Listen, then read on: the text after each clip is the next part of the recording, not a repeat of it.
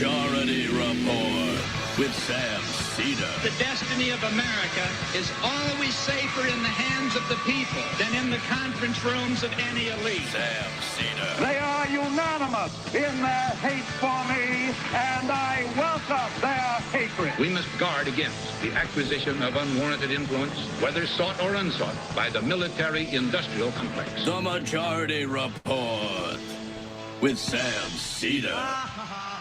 Ever get the feeling you've been cheated?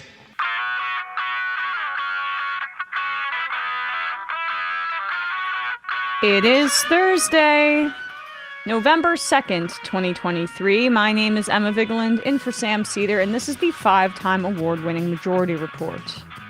We are broadcasting live steps from the industrially ravaged Gowanus Canal in the heartland of America, downtown Brooklyn, USA.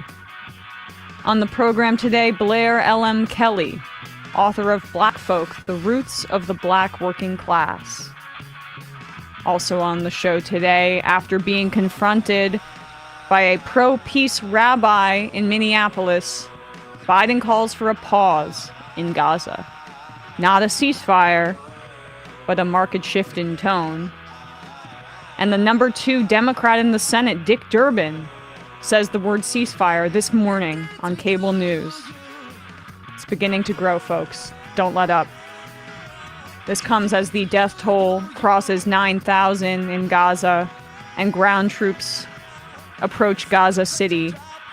The UN estimates 300,000 people are still in North Gaza and Gaza City. The nearby children's hospital is overwhelmed with patients and few supplies after Israel struck the Jabalia refugee camp not once, not twice, but 3 times. Triple tap. War crimes experts say there is no explanation. Except genocidal intent, I would argue. And hundreds of Americans trapped in Gaza have been granted passage through Egypt's Rafah crossing as anger and strife within the State Department grows. And a split within the Republican Party becomes more evident. McConnell wants Israel and Ukraine money together, as does Schumer. Mike Johnson in the House does not. Senate Republicans also starting to get pissed off at Tommy Tuberville, who's held up hundreds of U.S. military nominees over a Pentagon abortion policy. Lindsey Graham yelled at him. It was fun. The House votes down this motion to censure Rashida Tlaib, with every Democrat voting no and 23 Republicans joining. I will say that despite his rhetoric, Hakeem Jeffries has been better so far at keeping the caucus together on these issues. Also kept them together in earlier the speaker fight, but the motion to expel George Santos also failed, FYI. Oregon teachers are on strike, closing schools, asking for higher wages and reduced class size. Solidarity with them. Don Jr. took the stand in the civil fraud trial, and very surprisingly, he's got a bit of a fuzzy memory. Trans families or families of trans people, I should say, in Tennessee asked the Supreme Court to block the state's transgender care ban. And lastly, rest in power, Ady Barkan, a fierce advocate for Medicare for all, who dedicated his life to good. All this and more on today's program. Welcome to the show, everybody. It's an EmMajority Report Thursday. Ady Barkan, I mean, people may remember during the 2020 presidential campaign how he met with many of the candidates. I believe he was kind of more associated with the Warren campaign, but Nobody's perfect. I mean, sure, right. But that really was just an aside to get everybody to remember. You know, you probably heard from Ady at some point during that campaign. Yeah, I will say, just to jump in, like Nancy Pelosi, I don't want to see her as somebody who was one of the key people standing in front of what Ady was fighting for, to come out and say like he was working towards a better future. No, he was working towards Medicare healthcare. for all. Yeah, single payer and healthcare. a future she didn't want. Right. And still, she obstructed. and still doesn't. Yes. So it is the unfortunate virtue signaling of politicians who choose to do nothing. But for the advocates that knew Addy, they knew what he was fighting for, and I'm immensely grateful for the fact that he knew that he was going to pass away, and he used that period of time on this planet to advocate for healthcare for everybody who might be going through a similar situation, and everybody that just needs care in general. So rest in power, Addy. You will be missed. Now on to some more, death in this world, but hopefully we're starting to see some movement. This is really the first time from a U.S. perspective, from a domestic politics perspective, that we're seeing any semblance of brake tapping from the Biden administration on Israel's response since October 7th, since the Hamas terror attack. Up to this point, Biden has basically been full-throated in his support for Israel's response, but it is growing more and more untenable. Yesterday evening, Biden was in Minneapolis for a fundraiser, and Rabbi Jessica Rosenberg, who has done work with the Jewish Voice for Peace group that we've praised so many times on this program, stood up in the middle of his speech and asked Biden to call for a ceasefire, and this takes incredible courage. I'm immensely grateful for all of the advocates with Jewish Voice for Peace and for people like Jessica. Very fine people on both sides. When I heard that, I knew. Mr. President, if you care about Jewish people, as a rabbi, I need you to call for a ceasefire right now.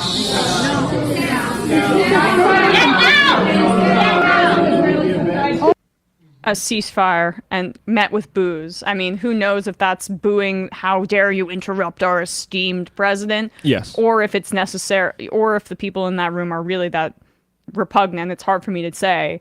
But either way, I mean, kudos to Jessica. Absolutely. The people in that room were there. That was $1,000 a person fundraiser. Mm-hmm. So that is the donor class of the Democratic Party, which explains why you see this massive disconnect. This should break down the Democratic coalition by people who can get into that room and people who just have to vote for Democrats because that's the only people labor and social groups can get behind in this country. Right. And as we've seen before, if you recall that video from that fundraiser for Massachusetts Governor Maura Healey on Martha's Vineyard when climate protesters were there, these are some of the most odious, vile, militant people against any sort of structural change in this country. Oh yeah, that posture themselves and fashion themselves as good capital D Democrats looking for change, and that these people are putting sand in the spokes, and that how dare they interrupt the President of the United States?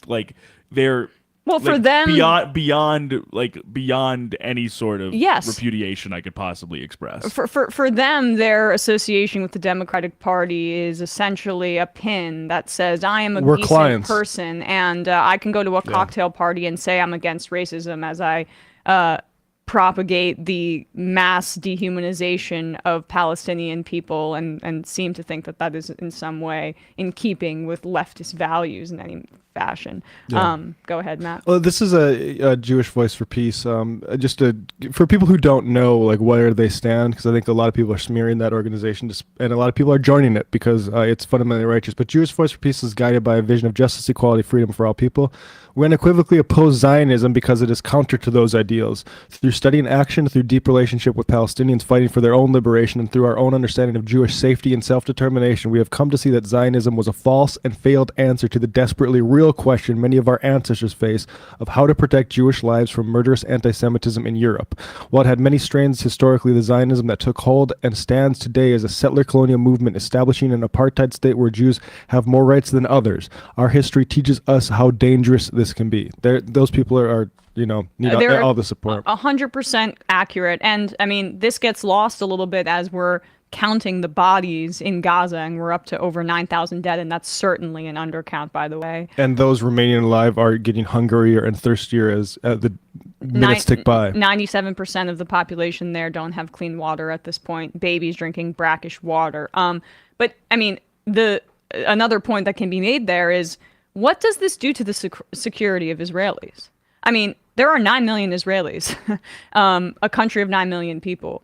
Does the escalating violence against civilians, dropping bombs on hundreds to kill one Hamas fighter and then openly bragging about it on CNN, what does that do to the population that will remain, if Israel allows any to remain and they're unable to fully annihilate the people in North Gaza?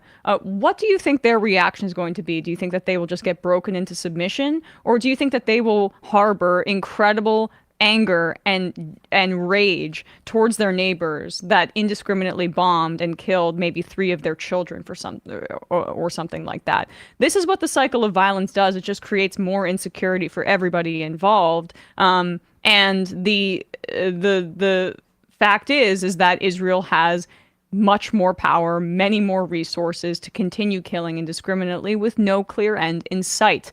And thankfully, though, after that, after Jessica Rosenberg stood up and said those statements and called for a ceasefire, Biden responded and said that he wants there to be a, quote, pause, which is kind of in keeping with what Bernie Sanders had said a few days ago, calling for a, quote, humanitarian pause on the floor of the Senate. I don't find that to be an acceptable answer, but you can see that that this is clearly being workshopped within the Democratic caucus in conjunction with the White House on the Senate side of things. And of course, the squad has been more explicit in their calls for a ceasefire, but we did finally this morning get one member of the Senate to call for a ceasefire and say the words ceasefire, or at least respond to this question here by Poppy Harlow on CNN and say, I think it is time for a ceasefire. This is Dick Durbin, not on my, to use a stupid Twitter phrase, bingo card for the first Democratic senator to call for a ceasefire. Before Bernie Sanders, before Elizabeth Warren, Dick Durbin, number 2 senator in the Democratic caucus. This is important. It's all controlled. It's controlled, but yeah. The majority whip, the chair of the Judiciary Committee. But yeah, I mean, of course, it's definitely controlled. Obviously, he wouldn't go out there and say this without some sort of approval or some sort of go ahead. But at the same time, like you said, before Bernie Sanders, before John Fetterman, obviously. But Durbin is also from Illinois, and there is a significant Arab population in Illinois. So keep raising your voice. It's making a difference. Even a really, really mainstream Democrat like Dick Durbin, who we've criticized on this program for not going hard enough in his role as the chair of the Judiciary Committee against the corruption of guys like Clarence Thomas, said this on CNN this morning: thank effing God. I think a lot of people listening to People in Power, President, you, Secretary Blinken, calling for a humanitarian pause, are asking themselves, why is that different from a ceasefire? 2 years ago, 2021, during an escalation of violence between Israel and Gaza, you called for a ceasefire and you said you, quote, couldn't disagree more with Netanyahu's policies, quote, when it came to the treatment of Palestinians. Is a ceasefire needed now? I think it is, at least in the context of both sides agreeing. For example, the release of those who have been kidnapped should be part of this, immediate release. That should be the beginning of it. An effort should be made to engage in conversation between the Israelis and the Palestinians. Let's face it, this has gone on for decades. Whatever the rationale from the beginning, it has now reached an intolerable level. We need to have a resolution in the Middle East that gives some promise for the future. Have you told the president, the White House, you think it's time for a ceasefire? Because that is a word that the president is intentionally not using. Well, believe me, what I said earlier about ceasefires under circumstances, for example, the release of those who have been kidnapped as part of it, indication that this is a good faith effort on the part of the other side. But no, I've not communicated with the White House on that. Well, they heard you now. Senator Lindsey Graham on CNN this week. All right, well, we'll play that in a second, but go ahead. That's what everybody always meant when they said ceasefire. Yep. And nobody should pretend otherwise. I get that they have to sort of slow walk this. And look, here's the thing. If ultimately we get a ceasefire, but these people have to call it a humanitarian pause, sure. Whatever. But what needs to happen is the violence needs to stop. And honestly, the international community, we're seeing things like saying that they need to come in and help administer Gaza after this. they need to administer this entire one state that is in there, which is called Israel. The United Nations gave it to them like 75 years ago, the Western powers, and this project has failed. This exclusive, it's developed exactly the way that people said it might, into this horror. And so the international community needs to come in, and we need to develop a actual, if it wants to be a two-state solution, if it's not going to be a one-state democratic for everyone solution, but that stuff has to be done, and Israel's government can't be trusted to do it. Yeah, it cannot be. And just, I mean, the growing understanding of the conditions in Gaza prior to this that were underlying it's beginning to permeate. I saw Ta-Nehisi Coates this morning on Democracy Now! Speaking about his experience of going to, I believe he was in the West Bank, and drawing a line to the experiences of the Palestinians who are unable to vote to the experiences of Black Americans when they were disenfranchised. And it underscores how there has been this historic solidarity with Black activists in the United States and with the Palestinian cause. You can look up what Malcolm X had to say about Palestine. And we will get later to the bastardization of Martin Luther King by one Amy Schumer, but that's a bit of a third, fourth order situation here, as we try to open the show with the top line news of this conflict. Compare what Dick Durbin said here to what Lindsey Graham has been saying. I mean, it would have been nice if he wiped the blood off his mouth before he said these words, but never enough bloodshed for Muslims or Arab people for Lindsey Graham. One of the most vile people who will be in our Senate right now, who, if there's any justice and if there is any kind of hell, he'll be right at the fieriest part of it once he passes away. You see why a lot of people, especially all these decades after that, would say we have other options here. I mean, this is not a time where our only weapons are dropping nuclear bombs. There's precision weaponry, there's intelligence. We have so much more information. I don't know. So I guess what I'm wondering is... Can you pause it, actually? I'm sorry, but the thing is that Israel does have precision weaponry. They have actually the most precise weaponry, the most advanced technology in the world when it comes to this. They can bomb city blocks by address. They understand exactly where their weapons and their missiles are going. This is deliberate. You can hit a refugee camp 3 times in a row. You know who can't do that, by the way, and doesn't have an air force, doesn't have all of this technology? It's the Palestinians and Hamas. They have rockets that are completely substandard, and they had their ground operation of the terror attack where they were able to go through the border. But in terms of the symmetry of this, it's just completely not. It's not even in question. In 2023, or lack of symmetry, when militaries as advanced as Israel's and as the United States have choices, is it acceptable to drop bombs on a densely populated civilian area where there are refugees, where people are living, where there are children? Well, in 2023, who would imagine that someone who survived the Holocaust in World War II would be killed by Islamic terrorists in Israel later in life? In 2023, could anybody imagine a group of people would come into Israel and slaughter families, rape children in front of the parents, burn babies alive, put a baby in the oven? Can you imagine that? I can't imagine that. Here's what I imagine. The destruction of Hamas is non-negotiable. I hate the loss of innocent lives. The day after Hamas is destroyed, I hope we have a better life for the Palestinian people. But I'm not blaming Israel. I'm blaming Hamas. I'm not blaming Israel at all. I know they're trying to limit civilian casualties, and I know Hamas is trying to increase civilian casualties. Is there a threshold for you, and do you think there should be one for the United States government, at which the U.S. would say, let's hold off for a second in terms of civilian casualties?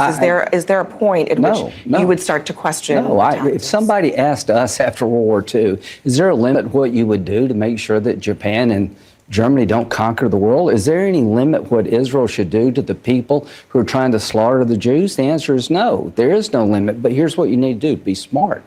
Let's try to limit civilian casualties the best we can. Let's put humanitarian aid in areas to protect the innocent. I'm all for that. But this idea that Israel has to apologize for attacking Hamas who's embedded with their own population needs to stop. The goal is to destroy Hamas. Hamas is creating these casualties, not Israel. I don't think anyone's asking, well, some people may be asking Israel to apologize, but that's not what I'm asking about. I think the question here is about how they carry out the war, and there are choices here. But you mentioned, get uncomfortable. And the Israelis have described it this way: they want to eradicate Hamas, and I think most people agree that that is a reasonable goal. However, how long do you think that will take? How long? I don't know. Here's what I think. Is it reasonable for that? I think we ought to be focusing on the day after Hamas is destroyed, as well as destroying them. Yeah. He doesn't have an answer for that. He gets uncomfortable and pissed off there as he's being cornered. And the fact that he points out, he mentions Japan there, should set off alarm bells. It is American mythology, and honestly, deeply problematic a retelling of history to claim that our dropping of the bombs on Hiroshima and Nagasaki was in any way justified.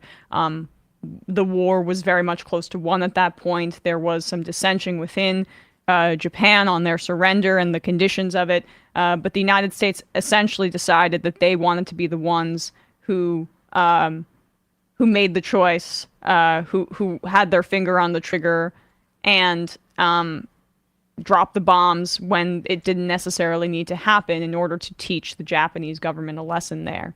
And the fact that he's using that justification when we killed hundreds of thousands needlessly after the United States and the Allies were victorious is deeply, deeply unsettling. Their position is so bad that even I think with not great interviewing, Lindsey Graham looks at that bad because that's still laundering. This is not an anti-terror operation anymore. The idea that bombing a refugee camp 3 times in a row is going to lead to less terrorism is absolutely ludicrous. Nobody believes it. Not the Israeli government doing it. They think it's going to lead to more terrorism that they can then use to continue ethnic cleanses, which is what they're doing. And so, like, to say that they say they just want to get rid of Hamas, that's not really all that they're saying. That's maybe like what the IDF spokespeople given to you are saying. You actually look at members of Netanyahu's party, and they are saying we need to get rid of Gaza. We need to flatten Gaza. Mm-hmm. So, like, we're still laundering a ethnically cleansing government right now. To your point, the Israeli press is doing a way better job of covering what Israel is actually doing than the frickin' United States press and our politicians. This is from the Times of Israel. This is a center-right publication about the appointed head of the Knesset West Bank subcommittee, this MK Zvi Sukkot, okay? I'm going to read this really quickly. Ultranationalist MK and radical settlement activist Zvi Sukkot was appointed Wednesday to serve as the chairman of the Knesset Subcommittee for Judea and Samaria, aka the West Bank, under the permanent Knesset Foreign Affairs and Defense Committee. The appointment was condemned by numerous opposition MKs as well as anti-settlement groups who pointed out that Sukkot has a long history of radicalism in the settlement movement and that settler violence in the West Bank has spiked dramatically since October 7th Hamas assault on Israel, in which over 1,400 people were massacred, most of them civilians. Why is this specific member so extreme? Sukkot's extremist activities have not stopped since he became an MK. But before that, before becoming an MK, Sukkot was a prominent radical settler activist and was arrested at least 3 times for his actions during demonstrations outside the home of the head of the IDF Central Command. Sukkot, who is an MK for the ultranationalist religious Zionist party, was also arrested in 2010 by the police due to Shin Bet suspicions that he was involved in the arson of a mosque in the northern West Bank, close to where he lived in the Yitzhar settlement. He was not charged over the incident, however. Sukkot was not drafted into the IDF after he said in his interview with the recruitment office that he had no trust in the military due to its participation in the evacuation of settlers from Gaza and northern West Bank settlements during the 2005 disengagement plan. The IDF declared him, quote, unsuitable for military service. Opposition MKs condemned Sukkot's appointment, with labor leader MK Merav Mikhali calling him, quote, one of the most dangerous people in Israel, a racist, pyromaniac, terror supporter, Shin Bet target. This guy was too extreme for the IDF and was just appointed to head the West Bank subcommittee in the Knesset. That's a terrorist. We're talking about terrorism. A terrorist is leading the West Bank subcommittee. It's a terror government. So, can the Western press get on this and call this what it is? It is the center-right Times of Israel calling this what it is. Anyway, before we get to our lovely guest, we have a word from one of our sponsors, or two of them at least. Nuts.com. That's what's keeping me going here. Everybody knows that I'm a huge fan of cashews. It's my energy source throughout the day. And you know, when I'm not able to grab a snack or whatever, or a full meal, I should say, I grab a handful of these Nuts.com cashews, and they really are just awesome. Do you wish you could go to Willy Wonka's candy factory? Well, since that's not exactly possible, let me introduce you to the online version of that, Nuts.com. In addition to an amazing selection of nuts, they have tons of classic candies like butterscotch, fudge, and licorice. Please join us in thanking Nuts.com for supporting the Majority Report. And supporting me, having some energy throughout the show, which sometimes it wanes, but when I have my cashews, it helps me out. Right now, when you go to nuts.com/majority, new customers get a free gift with purchase and free shipping on orders of $29 or more. Nuts.com is your one-stop shop for freshly roasted nuts, dried fruits, sweets, pantry supplies like specialty flours, and more. Their wide selection means there is something for everyone. At Nuts.com, quality is top priority. They roast their nuts and pop their corn the same day it ships, so they reach you deliciously fresh. Satisfaction is guaranteed. At least with this cashew bag, I can definitely guarantee it. It's very high quality, and you can taste it. Nuts.com offers plenty of gluten-free options, organic choices, and other diet-friendly products. Whether you are looking for something sweet, savory, or need to stock up on everyday cooking essentials, you're bound to find something to try. Shop a la carte anytime or opt into hassle-free auto deliveries so you never run out of your favorite items. And if you're already stocked up at home, they also sell directly to businesses. Yeah, so like if you have an office and you need some high-quality snacks for your employees and the kitchen there, this is the perfect place to go. Commissary. Yes, a commissary. Right now, Nuts.com is offering new customers a free gift with purchase and free shipping on orders of $29 or more at nuts.com/majority. So go check out all these delicious options at nuts.com/majority. Nuts.com/majority. You will receive a free gift and free shipping when you spend $29 or more. Nuts.com/majority. Thank you to Nuts.com for sponsoring this show. And lastly, I know you guys all care about politics. You're watching this program, listening to this program, and if you like our show, you're going to like Future Hindsight. You know, we often feel hopeless and powerless, like we cannot do anything to change the status quo. I know many people have been feeling that over the past few weeks, but what if you could become a strategic player in politics? On Future Hindsight, Mila Atmos shows you how much power you have and how to use it. Think about it this way. If each of us could do just 2% more than we are doing right now, it would transform our democracy. So tune in every Thursday to get engaged and stay engaged. This week, Mila speaks to Hajar Yazida, about how Ronald Reagan sanitized the legacy of Dr. Martin Luther King Jr. and why we need to push back against the idea that racism is behind us. Kind of relevant in Amy the news. Yes. Maybe Amy Schumer needs to listen to Future Hindsight. I have my doubts. Find Future Hindsight at futurehindsight.com or wherever you listen to podcasts. futurehindsight.com. Check it out. Thanks so much to Future Hindsight for supporting this show. All right, quick break, and when we come back, we'll be speaking to Blair LM Kelley.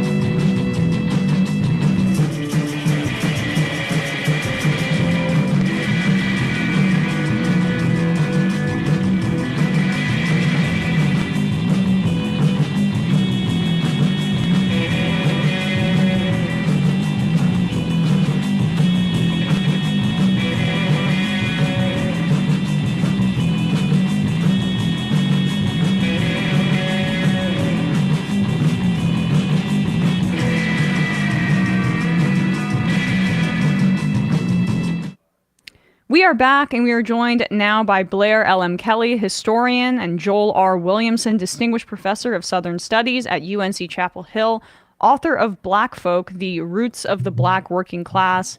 Blair, thank you so much for coming on the show today. Thanks for having me. So, when politicians say working class, I don't need to tell you this, but there is this implicit understanding of who we're really talking about here, and it's white people.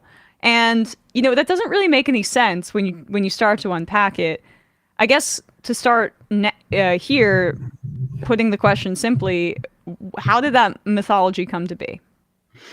I think that's a great question. Oftentimes we've really separated the idea of the work from Black people for some strange reason.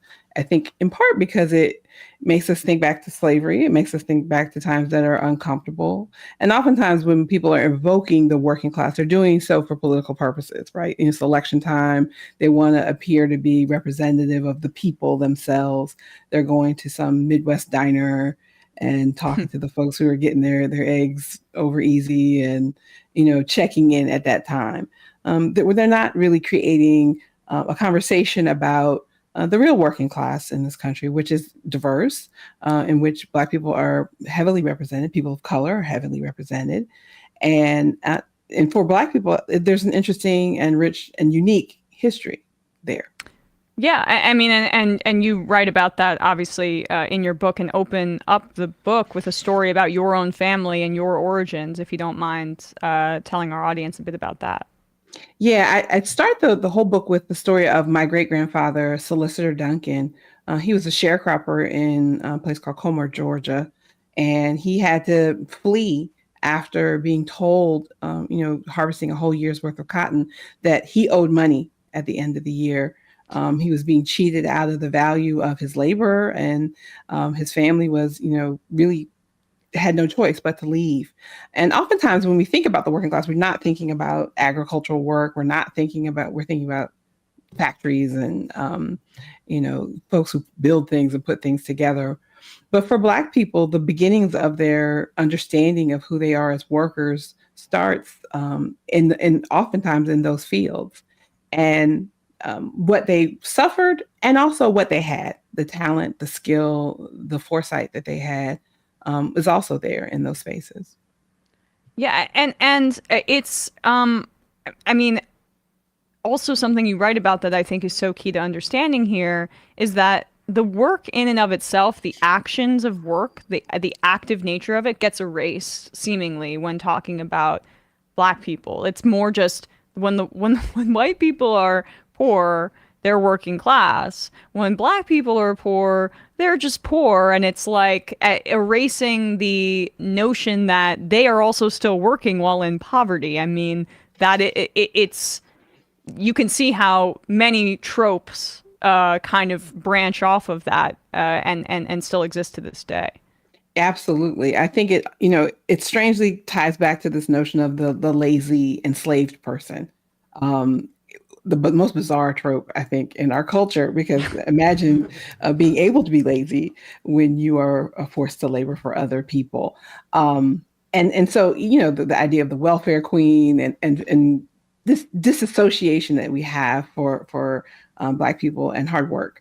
And, we say, hardworking taxpayers, we're just evoking a picture that isn't a person of color, isn't a Black person. And I just wanted to, pick at the history of that.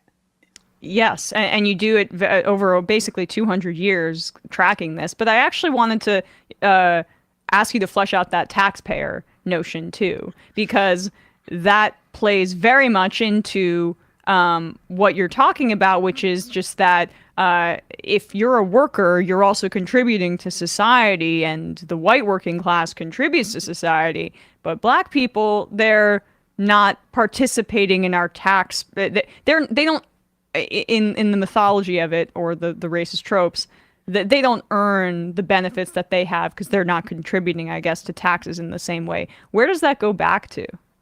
I mean, I don't know, because what's really powerful is I'm a person who began my career in studying segregation, and when we study the history of segregation, we see a whole generations of people who worked and got less back from the state.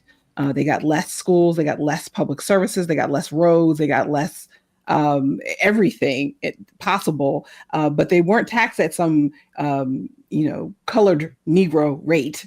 They were taxed at the same rate that every other worker was, and they literally did not get their fair share back. So the trope should really be the opposite, that for generations, Black people did not have access to the portion of the taxes that they paid. Maybe it's just a way to work backwards to justify that kind of austerity towards certain communities. It's something else. I mean, God bless austerity. Yeah, well, I mean, or not. When I say God bless, I really always mean the opposite. Always the opposite. Look, I'm from the family north, show, so I'm just not from him. But I appreciate your. I'm from Jersey, but I've taken on all the, let me pray for you. I'm from Jersey too. I didn't realize that. Look at that. I mean, it's not a big coincidence. It's the most densely populated state in the country, but there you go. The biggest diaspora all over the South. Totally. Your first chapter centers around a blacksmith who was born into slavery, and then after the Civil War, moves around and tries different jobs. Why did you choose to start at that point? He was the farthest back ancestor I could find on my mother's side of the family. And I think, it was a powerful example of the ways in which, the enslaved had skills that they were used for the benefit of others while they were held in bondage. But when they were free, they weren't allowed to work those same jobs. Those were now considered, more privileged to be a blacksmith, to, own a small business, to have those kinds of things. And so he never was able to work in those fields as a free man, but was that as an enslaved man. And so it was just powerful for me to discover that about him, to find him in the historical record, and then to flesh out that story. One that I heard in the abstract so many times when I was studying history, but then powerful to see it in my own family. Right. And I mean, what did that say about the way that work began to be structured in and segmented and segregated too in the wake of slavery, and as Reconstruction failed and was put on hold? I think it's really powerful. We just recently had this example of Florida schools wanting to say that, slavery was this training program for Black people, and, provided them with, great access to skills, and, shouldn't they be thankful? We now know, from actual history that the enslaved oftentimes came with skills, so that they were iron workers or stone masons or brick makers in Africa. So they were often sought out because of their skills, and the skills that they could work for the benefit of others as enslaved people. They were stripped of the right to do that work, oftentimes by law, in some of these southern states, and certainly by practice. Right. And so it's really powerful to see the de-skilling of Black people that happens pretty systematically.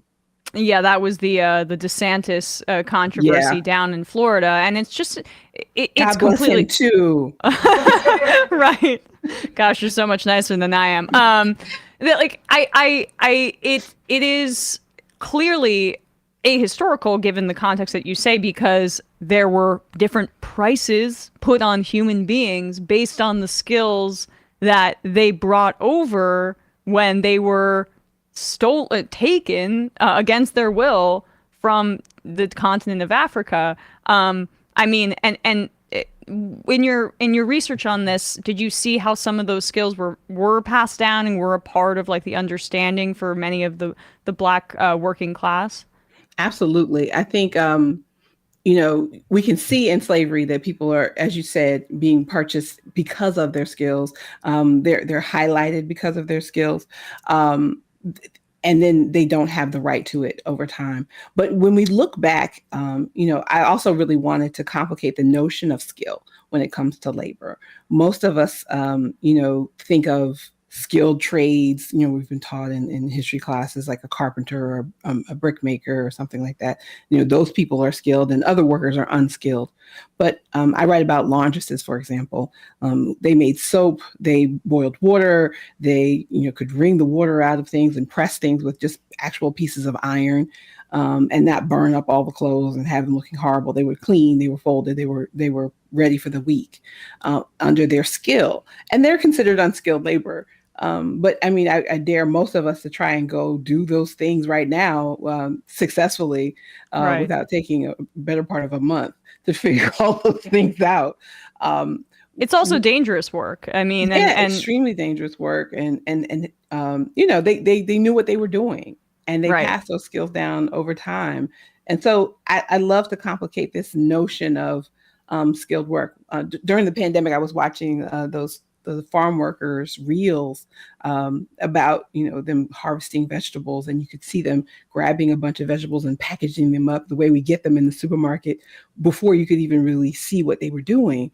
And it was just a reminder, that's unskilled work, and yet it's not. And we have to change the way that we look at workers in history and in our present, and value the skills and the wisdom that they bring to their jobs. I mean, there's no way for work or labor to be unskilled, basically, essentially by definition, unless, what's unskilled is earning a bunch of passive income off of investments. That doesn't require much skill to sit on your ass. Those accountants are in there, honey. Those accountants are working. No, totally. But like the people that outsource it to the accountants, I don't know if you can count that, like the money that comes from that as skill. You have to work really hard to pick the best accountant. I guess you're right. I guess you're right. Once again, more charitable than I am.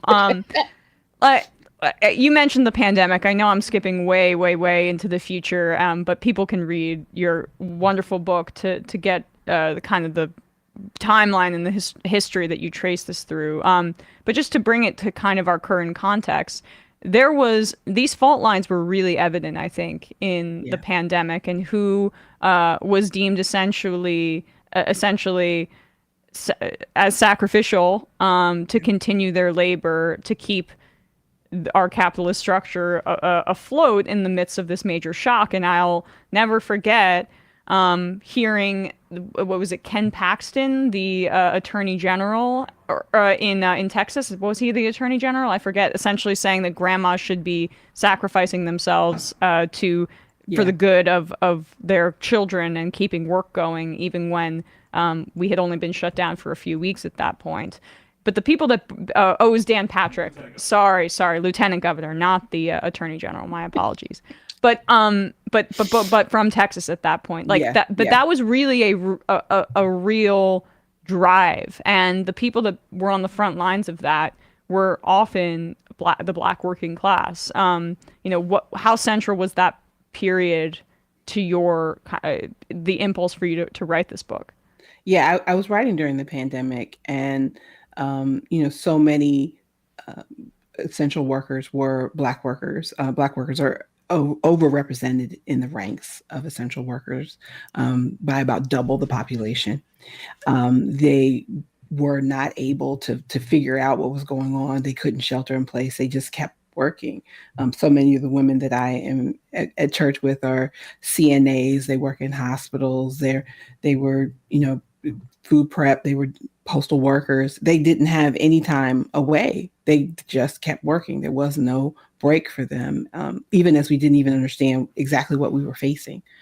And so that profound sacrifice that working people had to make in that time period, went unrecognized. There was no big recognition of what they had done. And it it's a continuation of this longer history.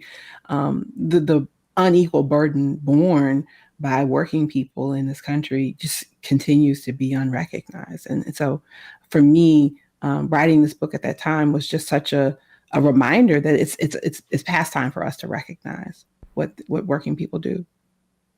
And what does the recognition look like in terms of moving beyond recognition and into say reparations, but also wage increases and like a collective understanding of what we're putting a working class through to work 3 minimum wage jobs to survive, for example, in many states. I'm Yes. so excited to see so many folks going on strike, so many folks thinking about labor differently. My generation basically was told over and over again that labor unions were bad for people. When I studied these labor unions, these Black labor unions in my book, I discovered that labor unions were concerned about the country as a whole. They're not just concerned about an hourly wage or better benefits for the folks that they are representing, but they're really calling the question of what workers deserve. They deserve health care. They deserve pay time off. They deserve living wages. They deserve to be able to live in homes near the places where they work. Our country can do much better when it comes to workers of all backgrounds. And Black workers and the history of Black workers is a reminder that workers have the wisdom to know what they need and to demand it. And we should start listening as a country. What was your reaction to some of the coverage of these strikes too? And when we're getting the tropes of the working class, I guess, coming back to the fore and who is working class and who is not, the portrayed image of the auto worker, for example, versus the reality and the diversity of the auto worker.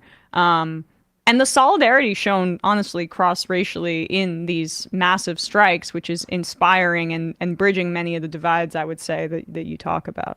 Yeah, I'm so excited. Even the actors unions have done a fine job of really, unearthing the exploitation that's at the center of their work. The auto workers, the UPS strike. People tried to come back like, well, UPS workers shouldn't be making $70,000 a year. But when we think about $70,000 a year in many places in the country, that's, just breaking through where you might be able to afford to live there and afford to, raise a family. And so why do we continue to push this idea that working people shouldn't be able to live in the places where they do their labor?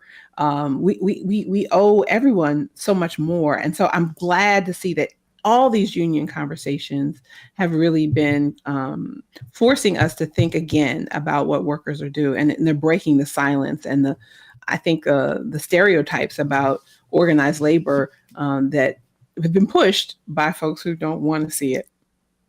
Can you talk more about the domestic labor too, and how that plays into some of the preconceived notions about who is working class and who is not?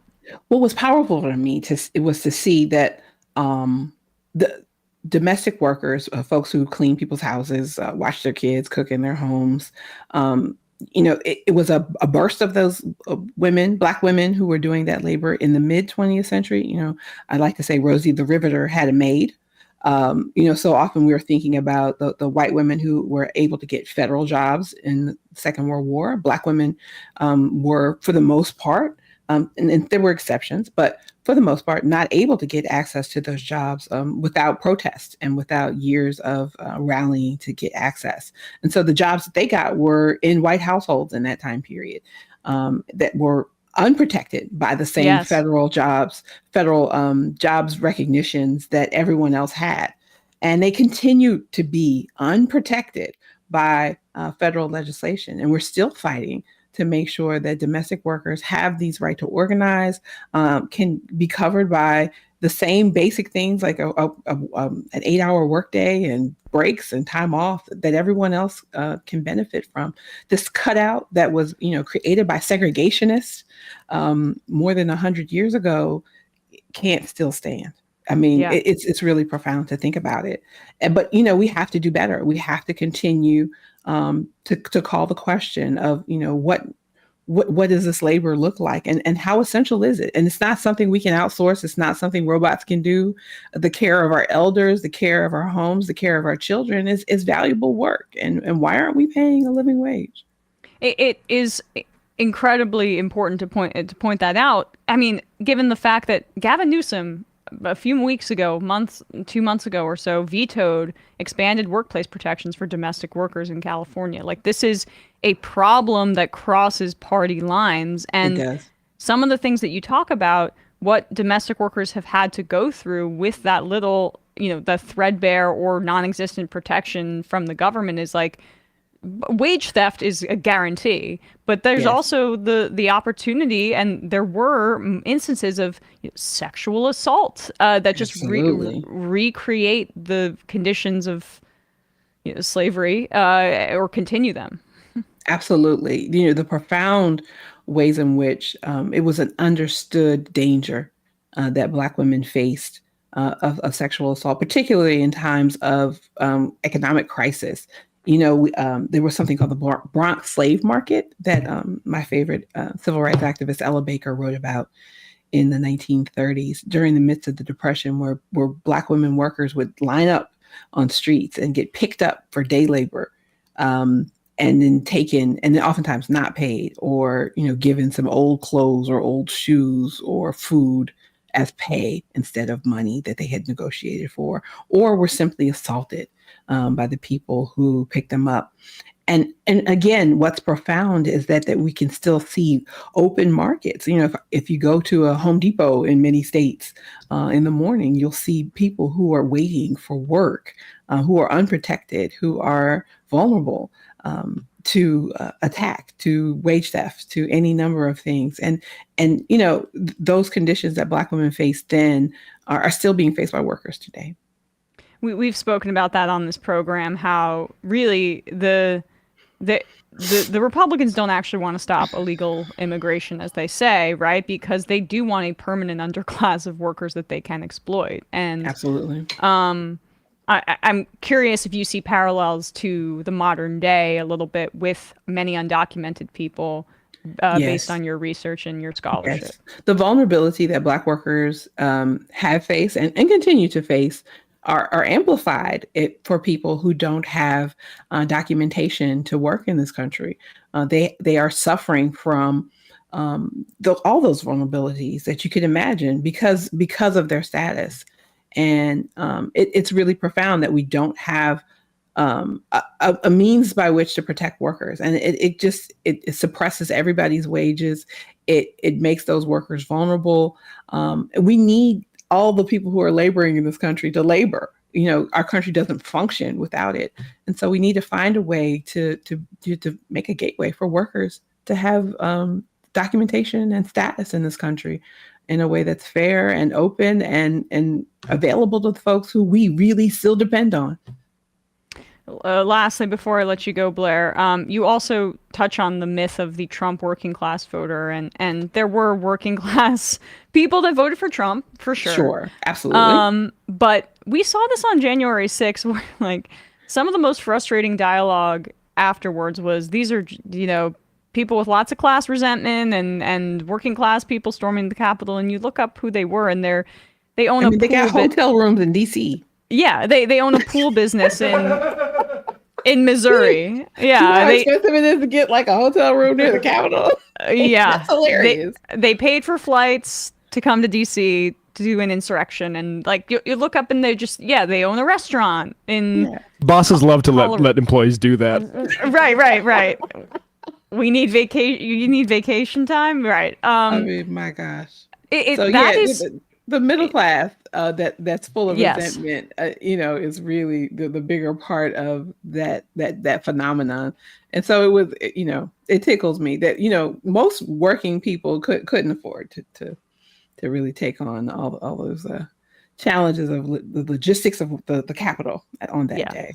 The logistics of a coup. Yeah, it's just that's what you get. Right. Working class people can't really work through that, I guess.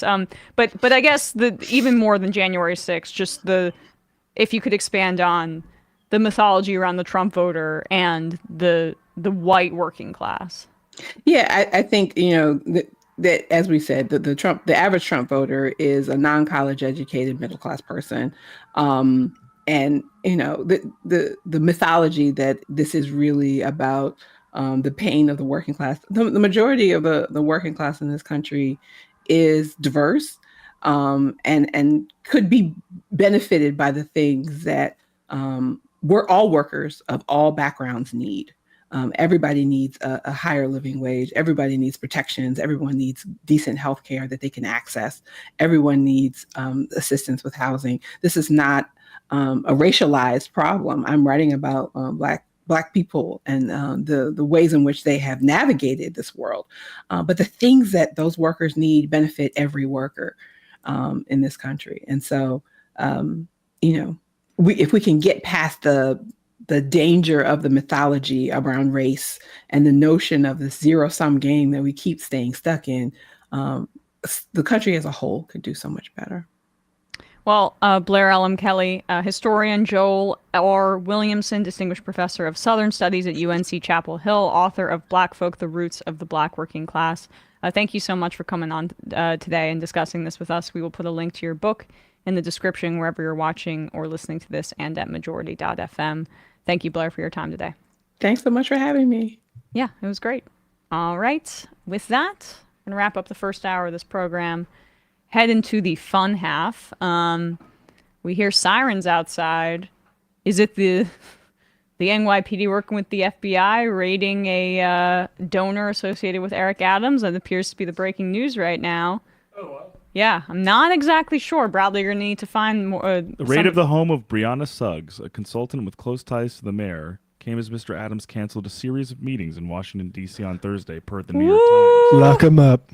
Lock him up. I mean, this was a part of a rolling investigation that had yet to implicate Eric Adams, essentially.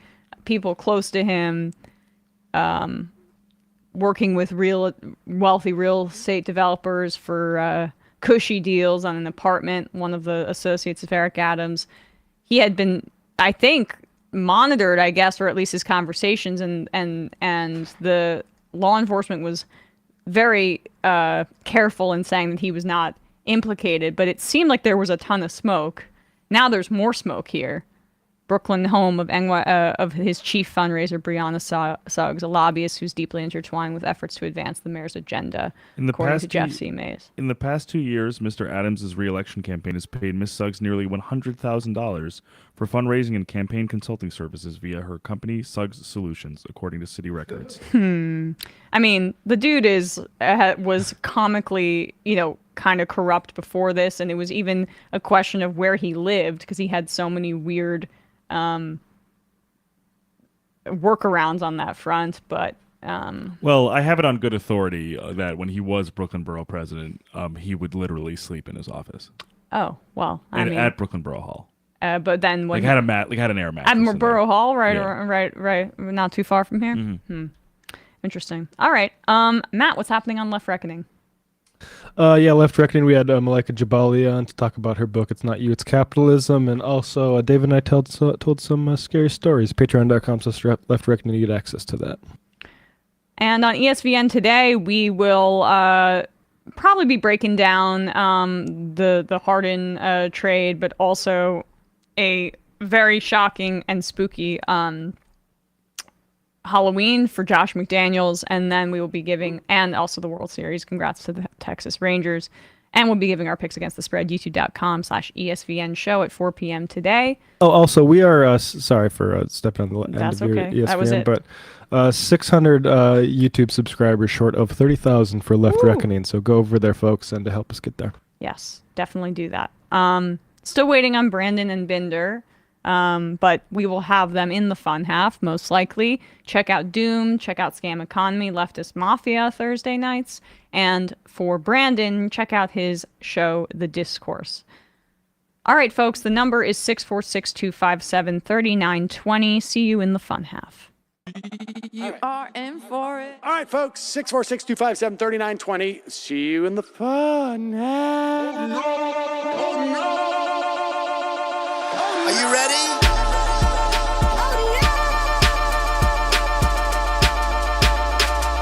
Who sent us this? Anarchy. Alpha males are back. Boy is back. And the alpha males are back. Just as delicious as you could imagine. The alpha males are back. Boy is back. And the alpha males are back. Just wanna degrade the white man. Alpha males are back. I take all of it in my throat. Alpha males are back. Snowflake says what? The alpha males are back. You are a madman. And the alpha males are back. Oh Oh no, Sam Seder! What a fucking nightmare! Bring back DJ Danner. Yeah, or a couple of them. Just put them in rotation. DJ Danner. Well, the problem with those is they're like 45 seconds long, so I don't know if they're enough of a break. That's fucking nonsense. You see white people doing drugs that look worse than normal white people, and all white people look disgusting. And the alpha males. Psych. Fuck them. Fuck them. Snowflake says what? Snowflake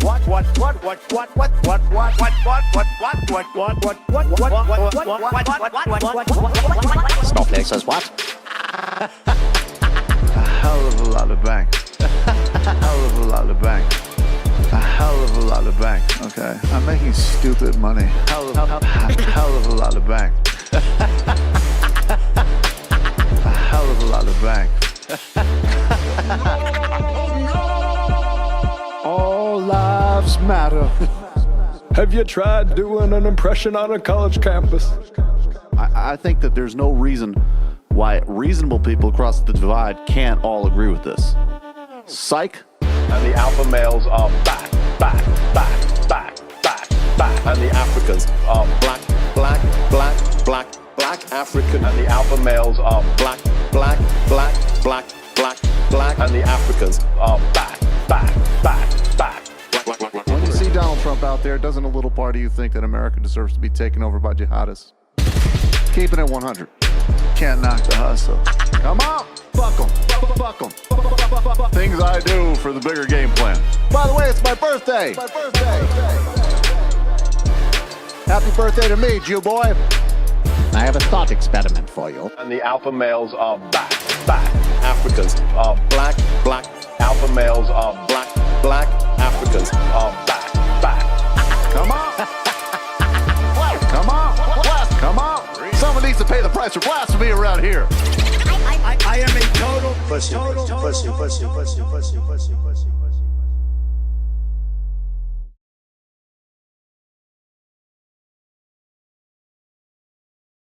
Back. We are back, and we are joined by our buddies, Matt Binder and Brandon Sutton. What's up, guys? The boys are back in town. Hanging with the boys. Sushi with the boys. Yeah, if you guys don't know, that's how Tim Pool says the boys. I don't really know why we're putting an SH on the end. I don't think it's giving what he thinks it's giving. Is all I'll say about that. I don't even know what it's giving, but you know. Yeah. It's giving you don't have a very good ear for language. Brandon, how are you? And what's going on the discourse? I am doing all right. Unfortunately, I've been traveling for a little bit of work, a little bit of pleasure, so I haven't had time to record with my boys. But I'll be back. I'll be back in town next week, and we'll have something out for you to make up for everything that I've done to my fans over the course of my work in media. But generally speaking, nothing for this week. All right. Well, soon enough. People waiting with bated breath. Yeah. I was gonna say they've waited long enough, so you might as well stick with me.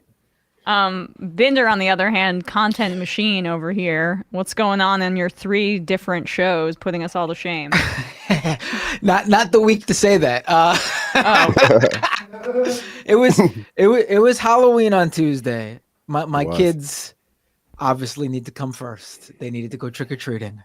A family. So I will make up for it because I am a content machine. There'll probably be an extra show sometime between now and the usual Tuesday show next week, or maybe even a Tuesday and Wednesday show next week. I'll let everybody know. Probably maybe even an extended show. I'll let everybody know. But tonight, Leftist Mafia. We're gonna do a special episode where we're all gonna spend the time there calling up our representatives for a ceasefire live on the show. We're scattered all over, so it should be interesting to see who we each have to call. Some Canadian PMs, some whatever they're called, MPs.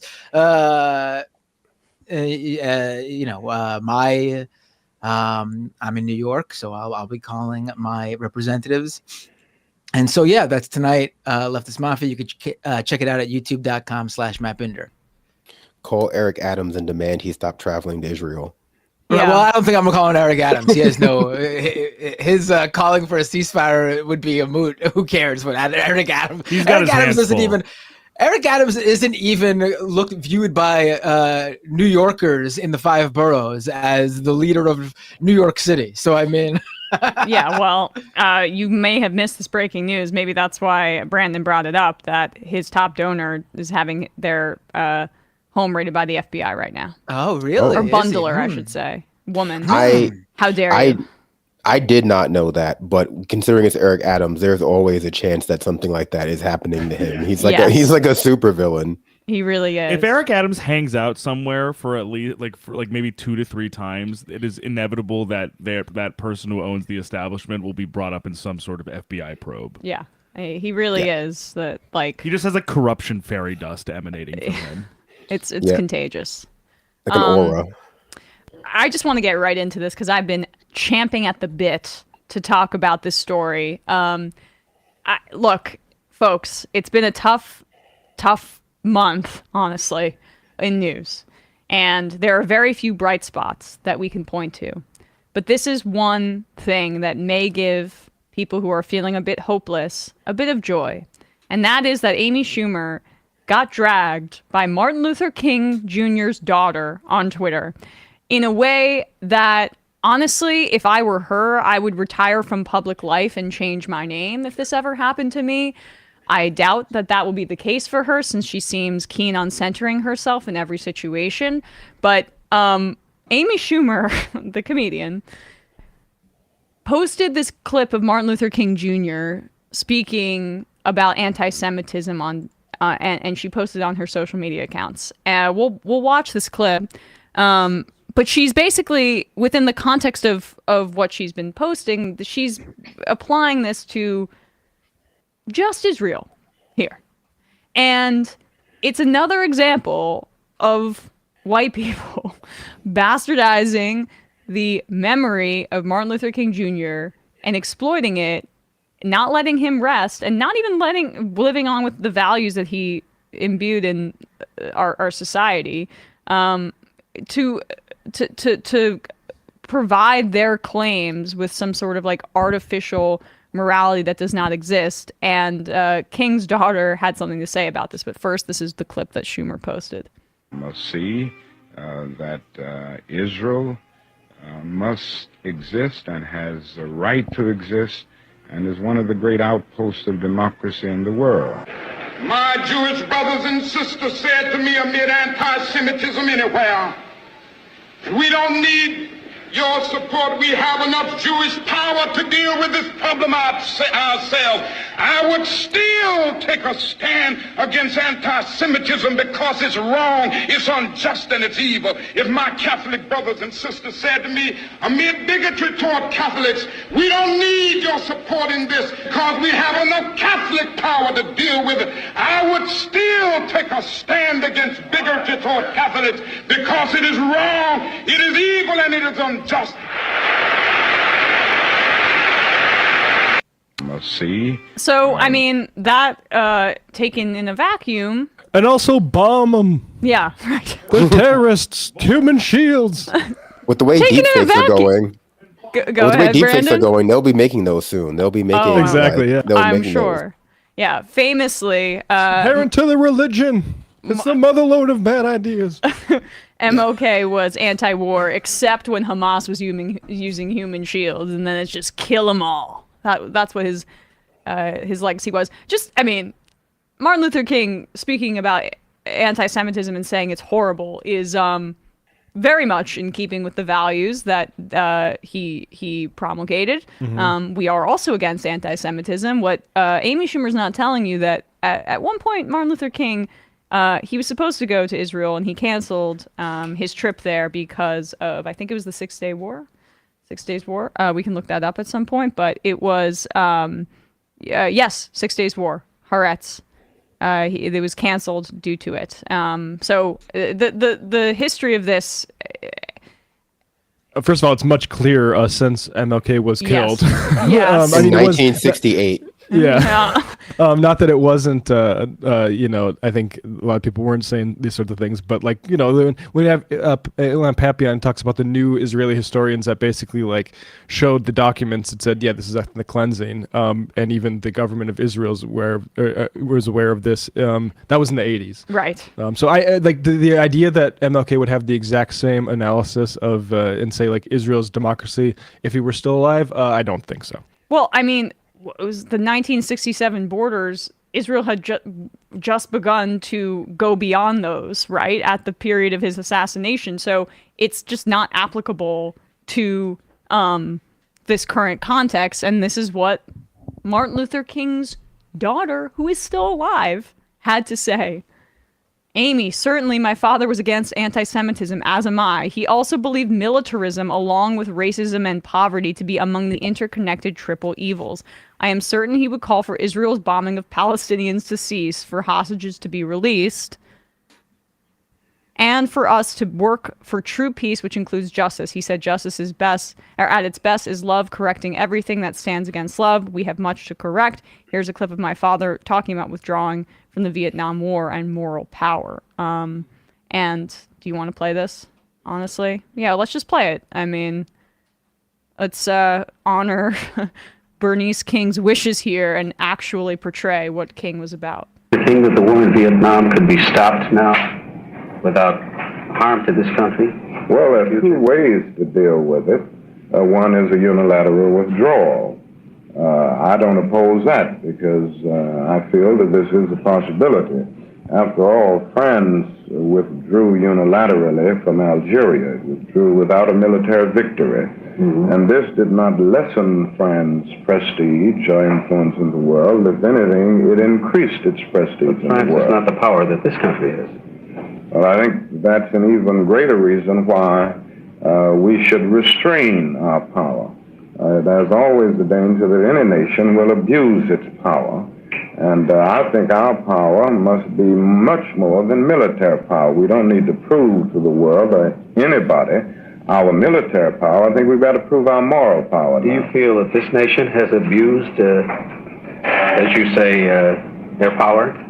Oh, I certainly do in the war and peace. And then she adds one more thing here. I encourage you to read, "Where do we go from here? Chaos or community? I mourn with all who are mourning." I know that we can't afford to diminish and dehumanize each other, and if we are truly committed to ridding humanity of the triple evils and to freedom from oppression for all. So I hope Amy Schumer got to reading. It doesn't seem like she did because she's DMing lesser-known black actresses. Yeah, I want to get into this. I thought you were going to say DMing lesser-known black activists, like DMing other children of like black activists, like Stokely Carmichael's son, and be like, "Hey, what would he think about this?" It's just like you don't want to know, man. Yeah, like I can't go for the big boss right now. Can I get another kid of yesteryear? Yes, a little lesser known. Andrew Young's daughter, Andrew Young's kid. But like this today, I'm sorry. Yesterday, Ta-Nehisi Coates did a talk. We're gonna play that. In New York City, the black activists have had a historic solidarity with Palestinians, and this stupid white lady, who's really like never known true, like abject struggle and discrimination in her life, is lecturing other people on what it really is like to be marginalized in this country. The privilege is unimaginable, and I can't believe that people don't have like the kind of reflexive understanding, like Amy Schumer doesn't know how whiny and Karen-y she comes off. This sort of fear of, and again, like sorry to keep mentioning Pappy, but this sort of fear of like, oh, it's actually a Holocaust, another Holocaust is right around the corner for everybody, including Amy Schumer, is part of Israel's propaganda to get them to get support, including like, I mean, I can play the clip in a second here, but before we move in, like that's the reason that they're scared, and they are propagandized. And to a certain extent, you can have some sort of empathy or sympathy, whichever one. But while doing that, let's move on to her actually attacking these young actors, as you say. This is Asia Jackson, and she tweeted out, "It's so crazy to me how Bella and Gigi had to tiptoe around their statements, and then Amy Schumer's like, Gazans are rapists, and we'll still have a career." Did not tag her.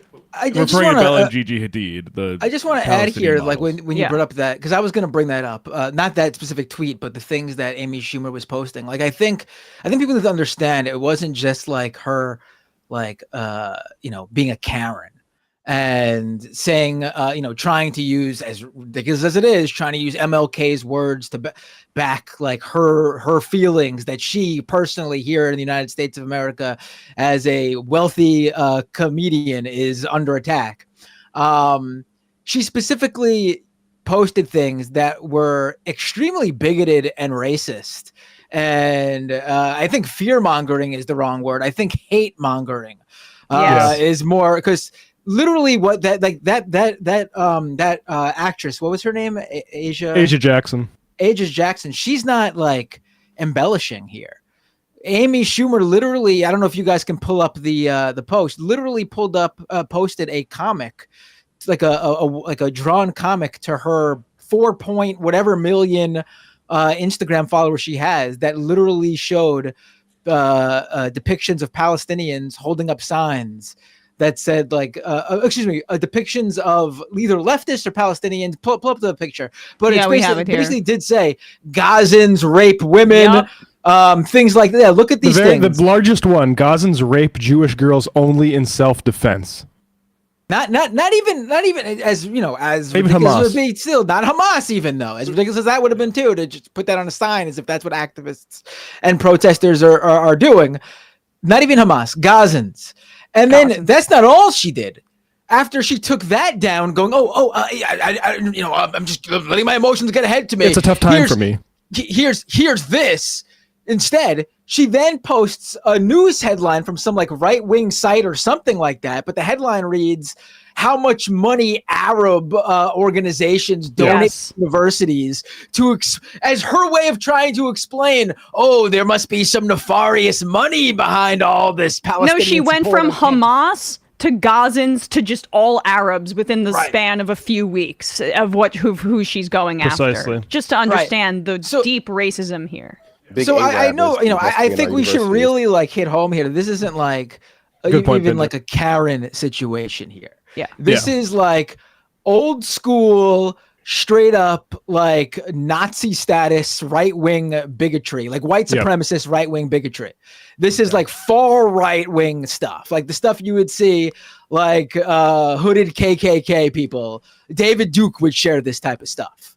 Let's not Brandon, like fucking mince words here with what she's sharing. And on top of all that, as college students who will march down the street saying "Free Palestine" will get kicked out of school or lose their jobs or job prospects or whatever. And I'm specifically talking about people doing very basic stuff. Obviously, anyone who puts any sort of hate speech out there, they deserve whatever. I'm specifically talking about the accuracy and media focus, that right-wing group focusing on basically anyone who stands up for anything Palestine or criticizes the state of Israel and then labels them anti-Semitic just for that.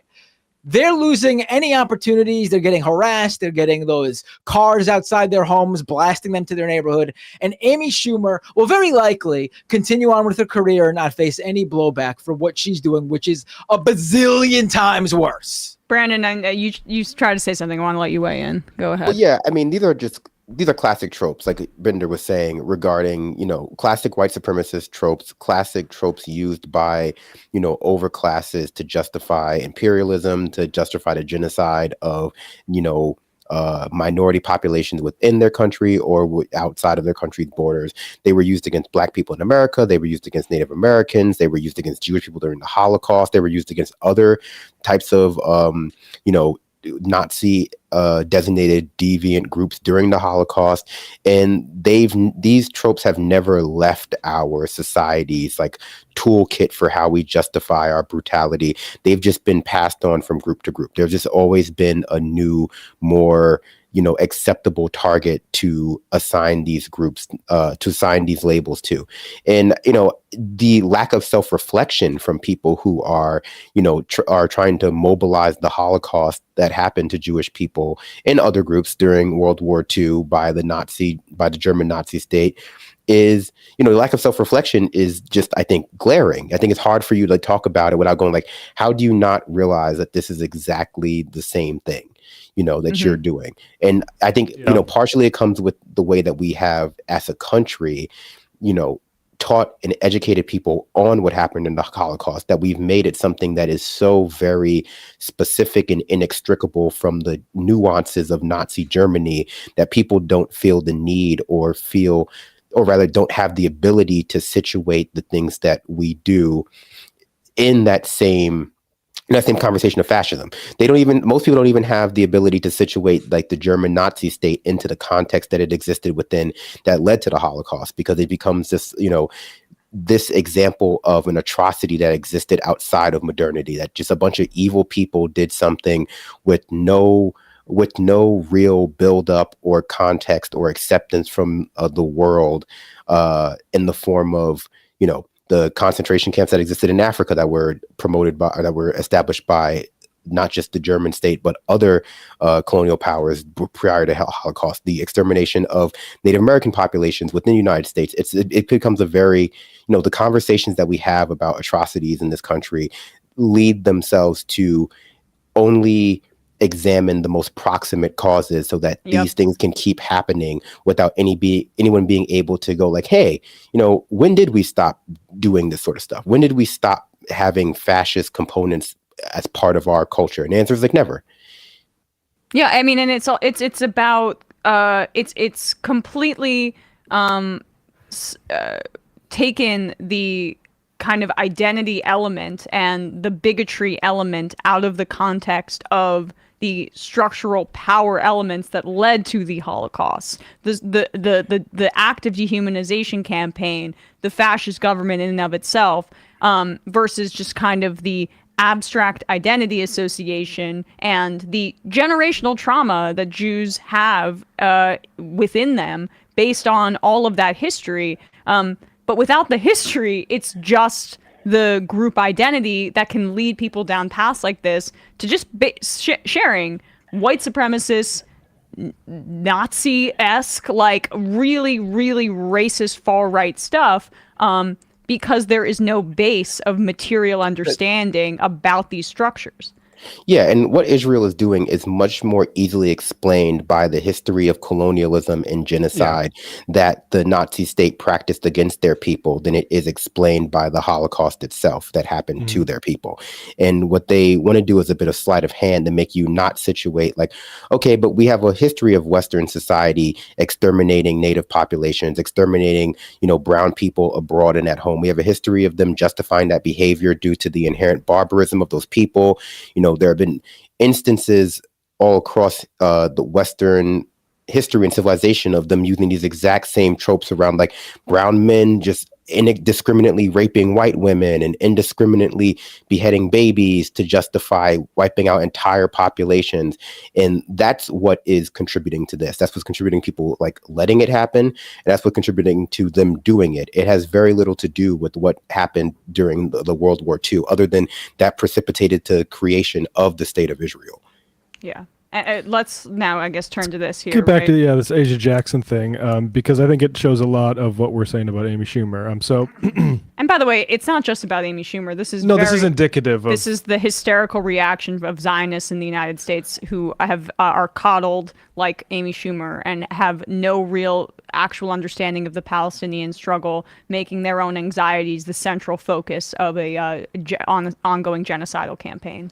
So Asia writes, it's so crazy to me again how Bella and Gigi had to tiptoe around Bella and Gigi Hadid, their statements, and then Amy Schumer's like, Gazans are rapists and will still have a career.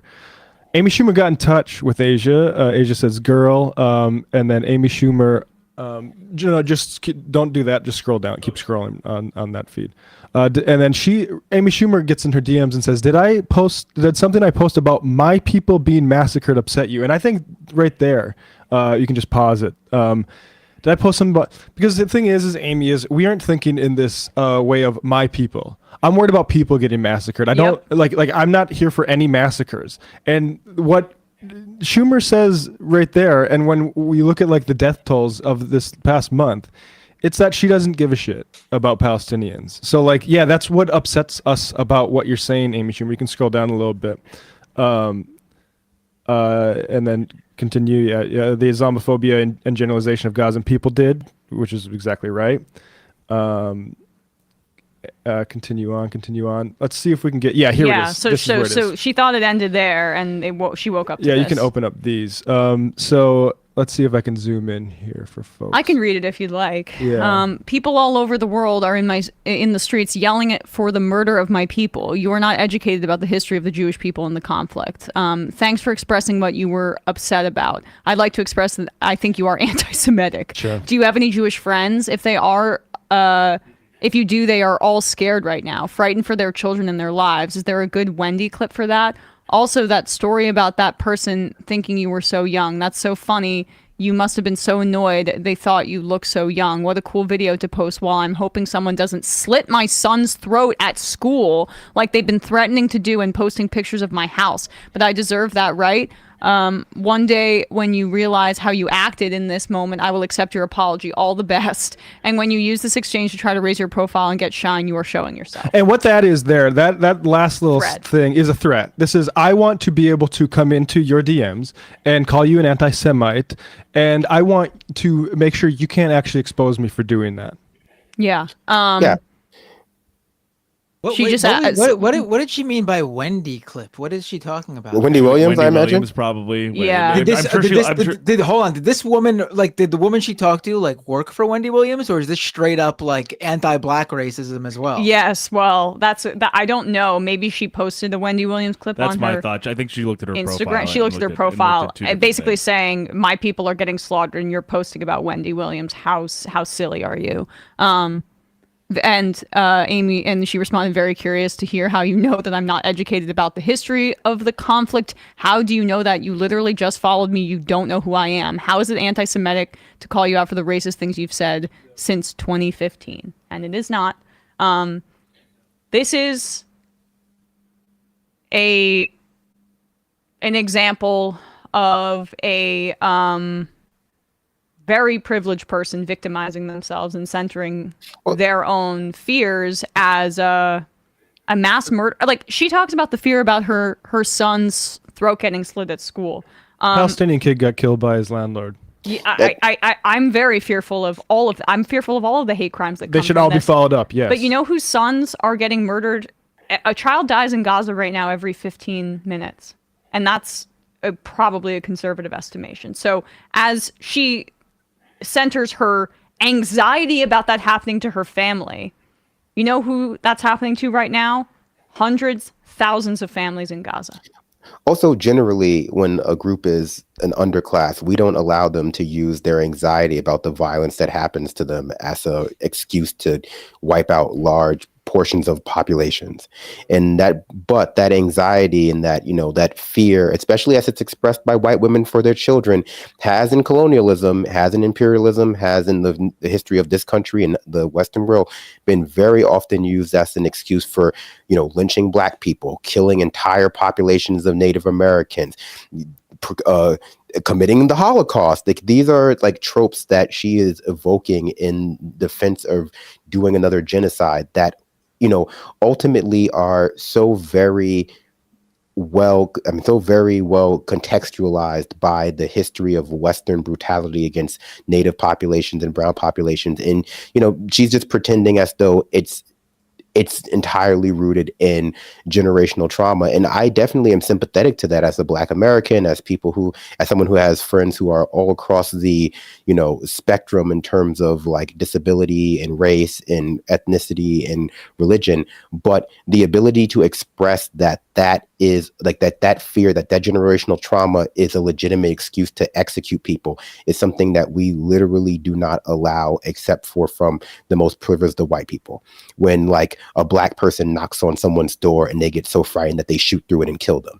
That's the only time you hear that narrative and it has any weight within our society. So people should reflect on that fear is being mobilized in such a way to justify, genocide, and that it's being allowed is something that we just do not afford to every population, no matter how legitimate their fear for violence actually is. Yeah, I want to play this Ilham Papi clip about fear and the way the Israeli government uses it towards war ends. This is from a while ago. He looks like a lot younger man here. But all of this is so relevant, like that newspaper clipping of the IDF propaganda and what they go through. They were talking about human shields and that kind of thing years ago. Yeah. This is all just a recycling of what the Israeli government has been doing for decades. Same as it ever was. And yet now, apparently this conflict just started on October 7th, according to most people on Instagram. Yeah, but this goes back to 48. Now, I also remember seeing in one of the many atlases, many of the maps on the history of the conflict, that there was always this famous map of 1948. You had thick arrows coming from the Arab world and very thin, hardly discernible arrows coming from the Jewish side to enforce this idea of David and Goliath. Now, looking at the document, it was very clear that there was, at the beginning of the war, a parity in the number of soldiers on both sides. And very early on in the war, the Jews had the upper hand in terms of soldiers, ammunition, logistics, and so on. So that was one myth that we had to deal with. And for us, as Israelis, it was important, because it was not just a question whether we were superhumans or not, because there was a very normal explanation why we won the 48 war, which has nothing to do with David beating Goliath. But there was also, it was connected to the myth that Israel was on the eve of a second Holocaust, on the eve of extermination. It was not. And I say we because I learned later on that I was not the only one who worked on the issue. Benny Morris and other historians, later to be known as the new historians, worked more or less at the same time, and we all came to the same conclusions. And I found that the leaders of the Jews in Palestine knew exactly the balance of power. So they produce an atmosphere of fear, saying that the Jews are under the threat of extermination, in order to raise the mobilization, the commitment of the Jewish community in Palestine. But they knew, in actual terms, that such a danger did not exist. And again, if you think about the American public, it was very important to sell to the American public that Israel is constantly under the danger of being annihilated or exterminated, which blurs or obfuscates any American wish to look at the situation in a more balanced position. There you go. If you want to look at this in a more balanced way, you support another Holocaust. Yep. Anyway, okay. Let's take a call here. Thought we'd have more fun with Amy Schumer, but the stuff she posted is so disgusting that it's not even fun. It's not even fun. Fun with Amy Schumer? I don't know if that's possible. Well, you know what's so annoying, and maybe I'm revealing my white womanness with this, but I had defended her in the past because I thought she was like a little bit unfairly targeted due to misogyny. I'd like that erased from the record for the rest of time. Every day I feel more and more vindicated in my anti-stand-up comedy position. Yeah, I hear you on that. All right, let's take a call here. Calling from a 913 area code. Who's this area calling from? Hi, my name's Philip. I'm from St. Louis. Philip from St. Louis, what's on your mind?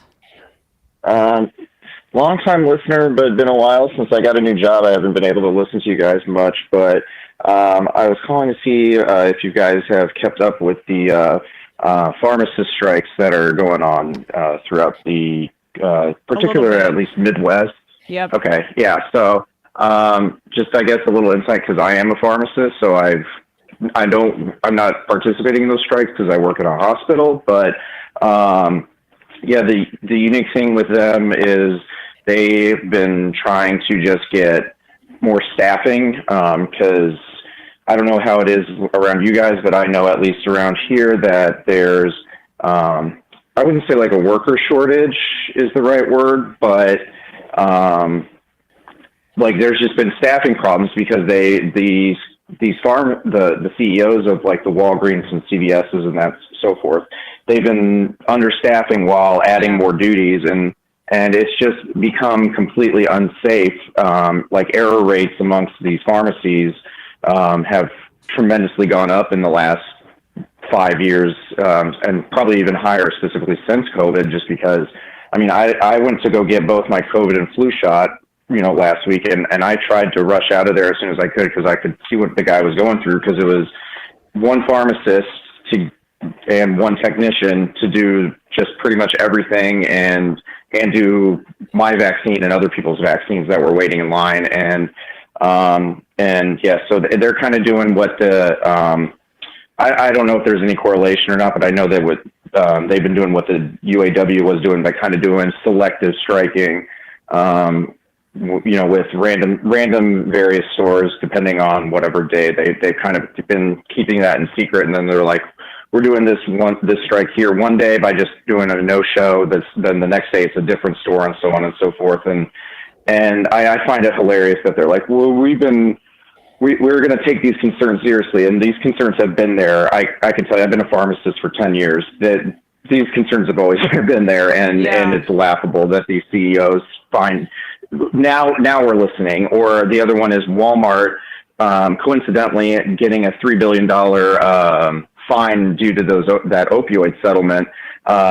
They got caught on a public call saying that we want to reduce hours as well. I'm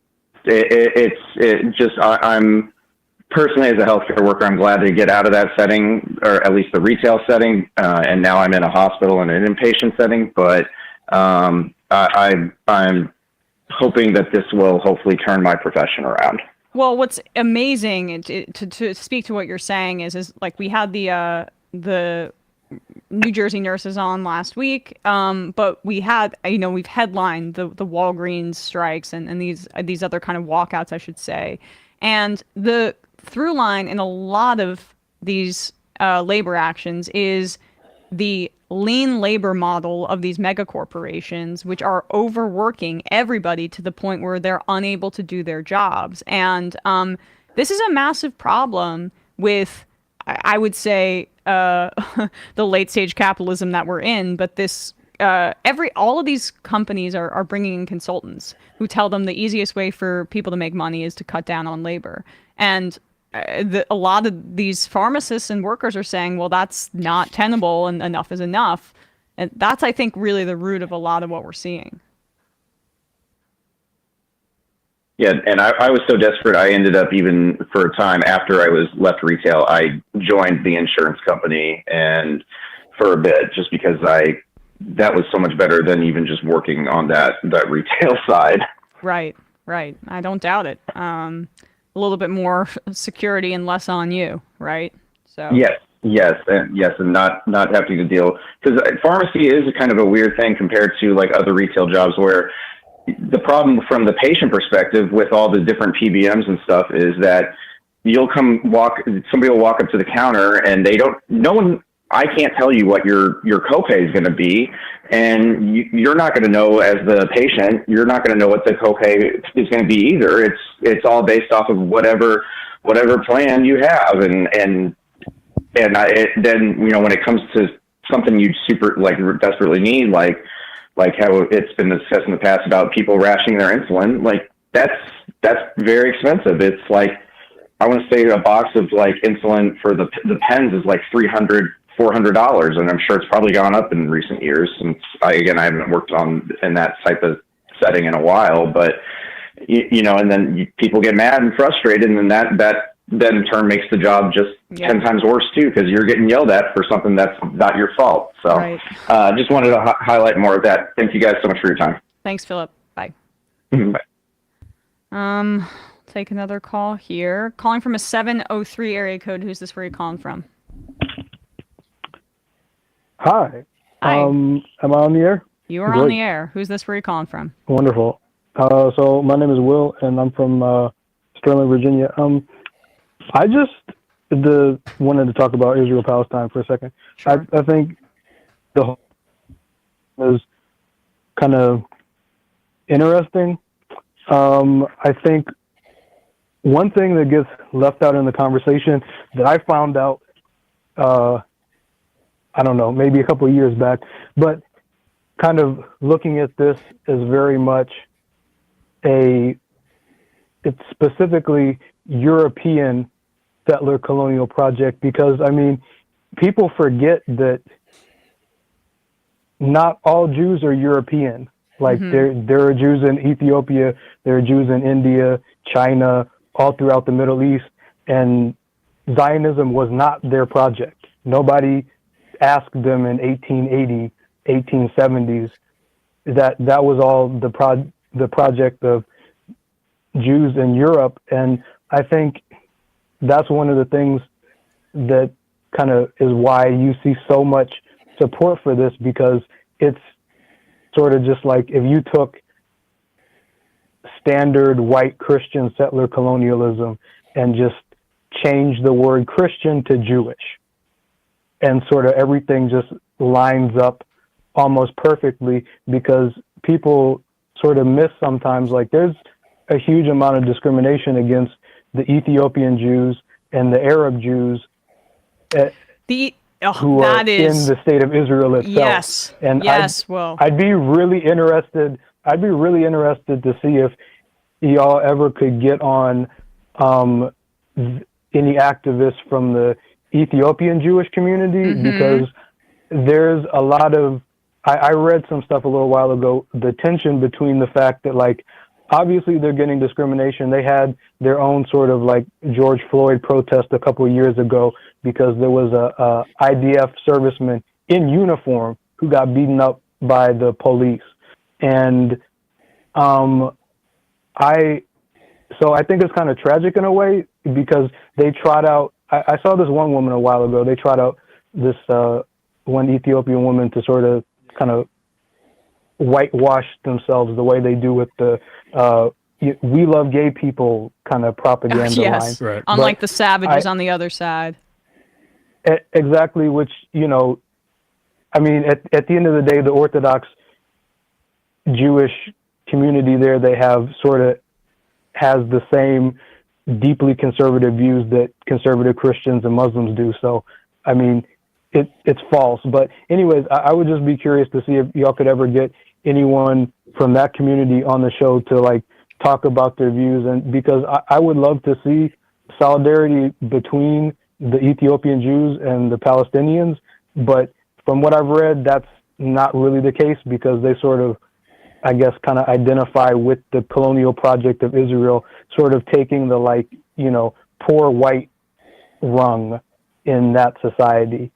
And I also do want to mention that people forget, like, there are also Afro-Palestinians.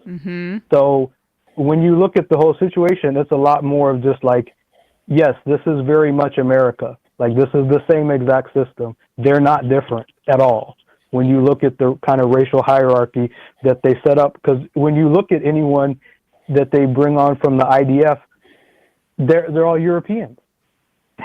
Yeah. I don't think I've seen anyone that looks like me or anyone that looks Arab or North African or anything like that. And the people that go to volunteer and fight over there, I mean, they just get off on killing brown people. That's what it is. The IDF spokesperson that Wolf Blitzer was talking to on CNN yesterday had a Scottish accent. Yep. I mean, the one Scot apparently who supports. I mean, Scotland. The people in Scotland are usually pretty pro-Palestinian. Yeah, same in Ireland. Yeah. There's this clip Torah Judaism posted today during a police raid to take down Palestinian flags in the anti-Zionist Jewish neighborhood Mia Shrim. Now, could our media even like? Should we play this? This is violent, right? I mean, I don't think it's much more violent than stuff we saw during Black Lives Matter. I think we could play. You could play this, yeah. Mia Shrim. Go ahead. I'm sorry. We're going to let you go, okay? But thank you for the call. We're just going to play a clip now. Have a good one. Bye. The Israeli policemen were recorded attacking residents and knocking residents down the road, hitting and punching them in the face. Police violence against ultra-Orthodox Jews continues. Constantly Zionists constantly attack Jews. This must stop. The only crime these Jews had is to stand with Palestinian people and are against Zionism. Now, our media, the idea that there are anti-Zionist Jews is something that, like, I don't think, like, could CNN even convey that to people. But like, and you see like people like, I think Schumer say, we stood with you with BLM, and where are you with us when we want to bomb Gaza? And the truth is, like, if you can map BLM onto this, and it looks a lot like it within Israel itself, and this is what it looks like.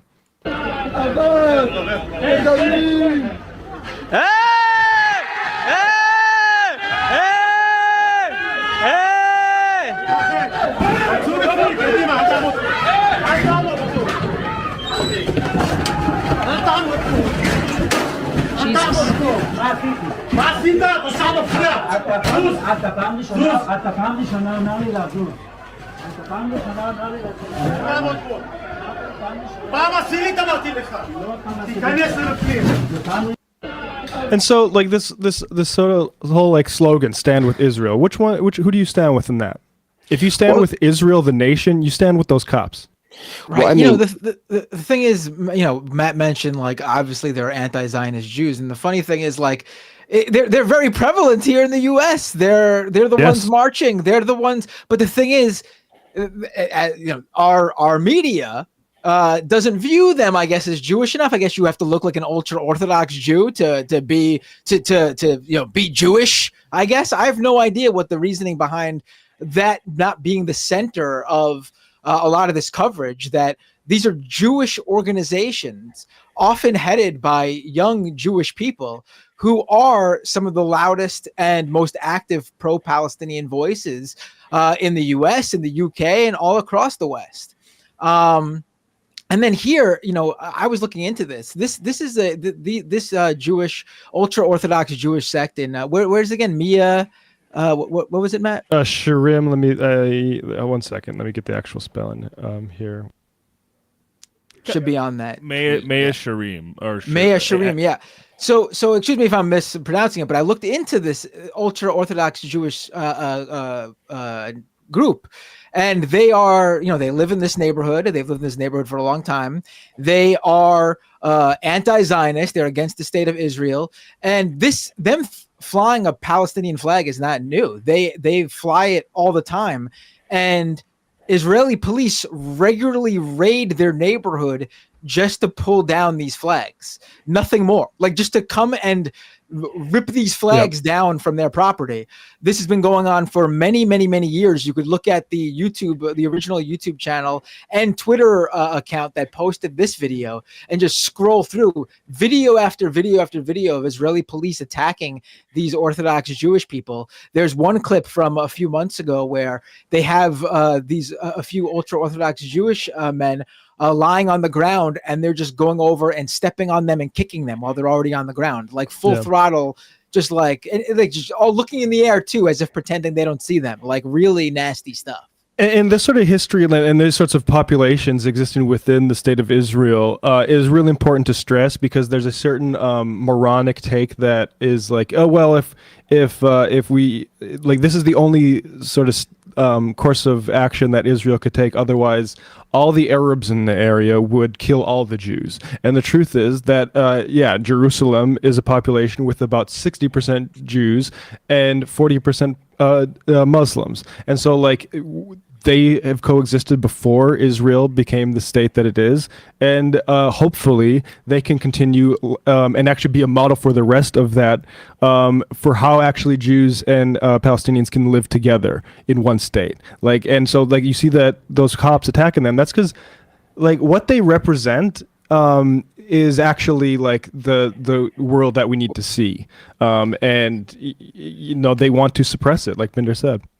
Well, yeah, you know, it's the MO of our media and our culture to treat marginalized groups as though they're a monolith, not just because we're, you know, intellectually incurious, but also because it makes it really easy to erase the complexity and plurality of voices that exist within any marginalized community or any community at all, and you know, to flatten it down to the voices of the most privileged and most powerful within that group.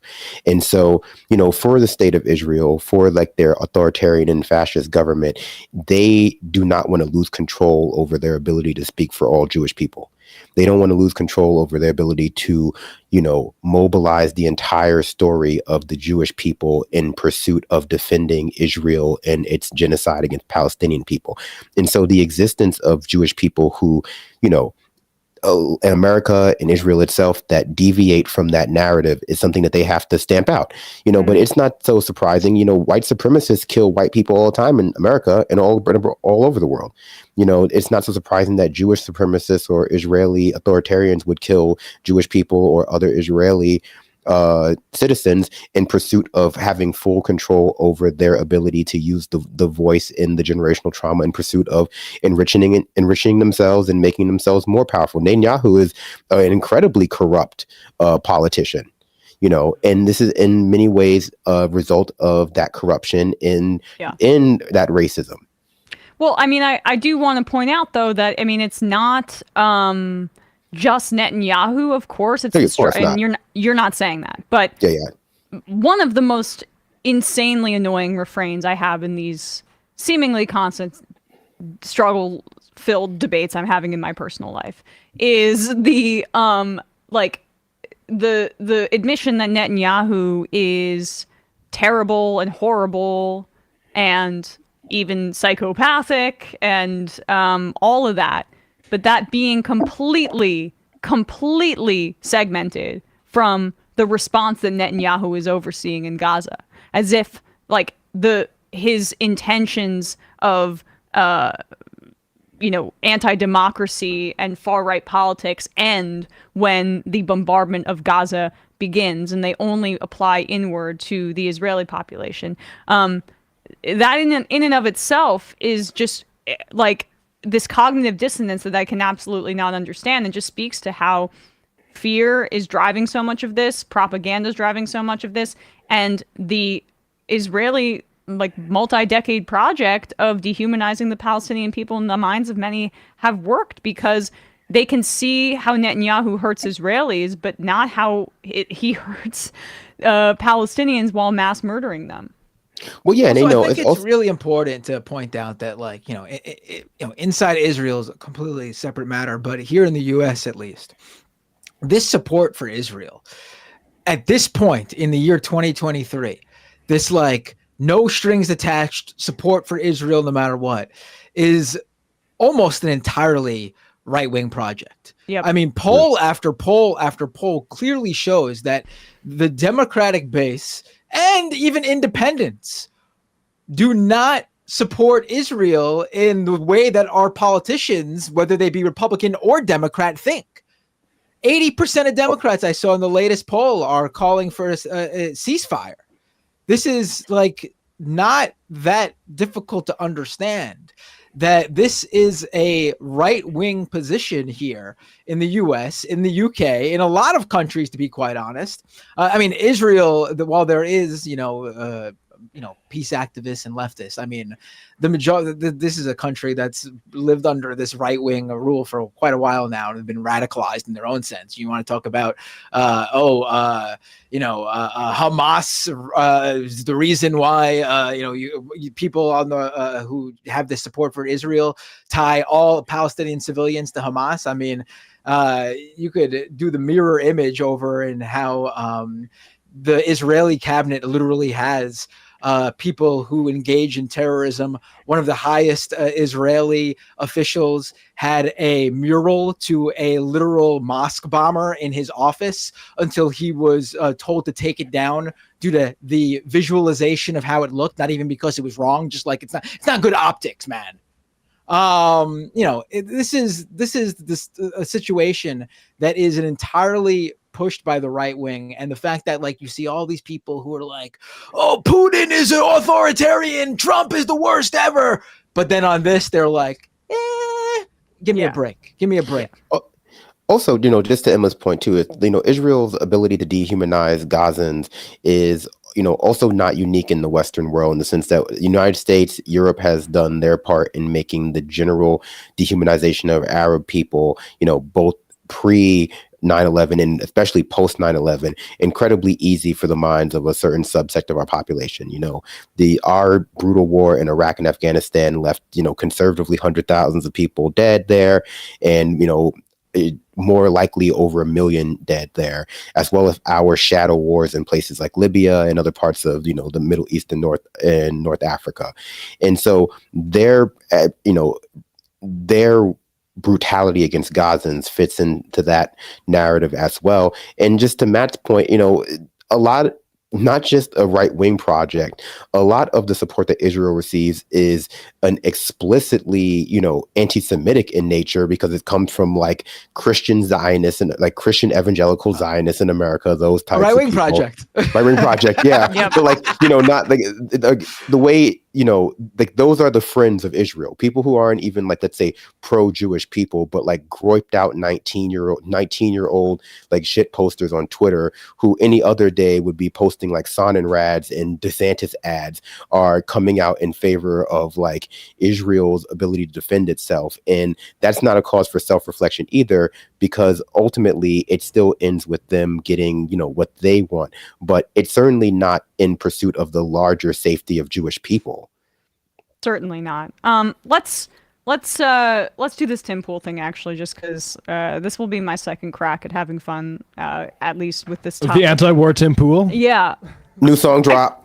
I just gotta say, I went on Tim Pool's program to debate him, as has Matt Binder, and he brought up the topic of the war in Ukraine, and I mentioned that I supported aid to Ukraine, obviously with not carte blanche, within reason, with conditions about peace and all of that, but I do believe that the Ukrainian defense is a just cause.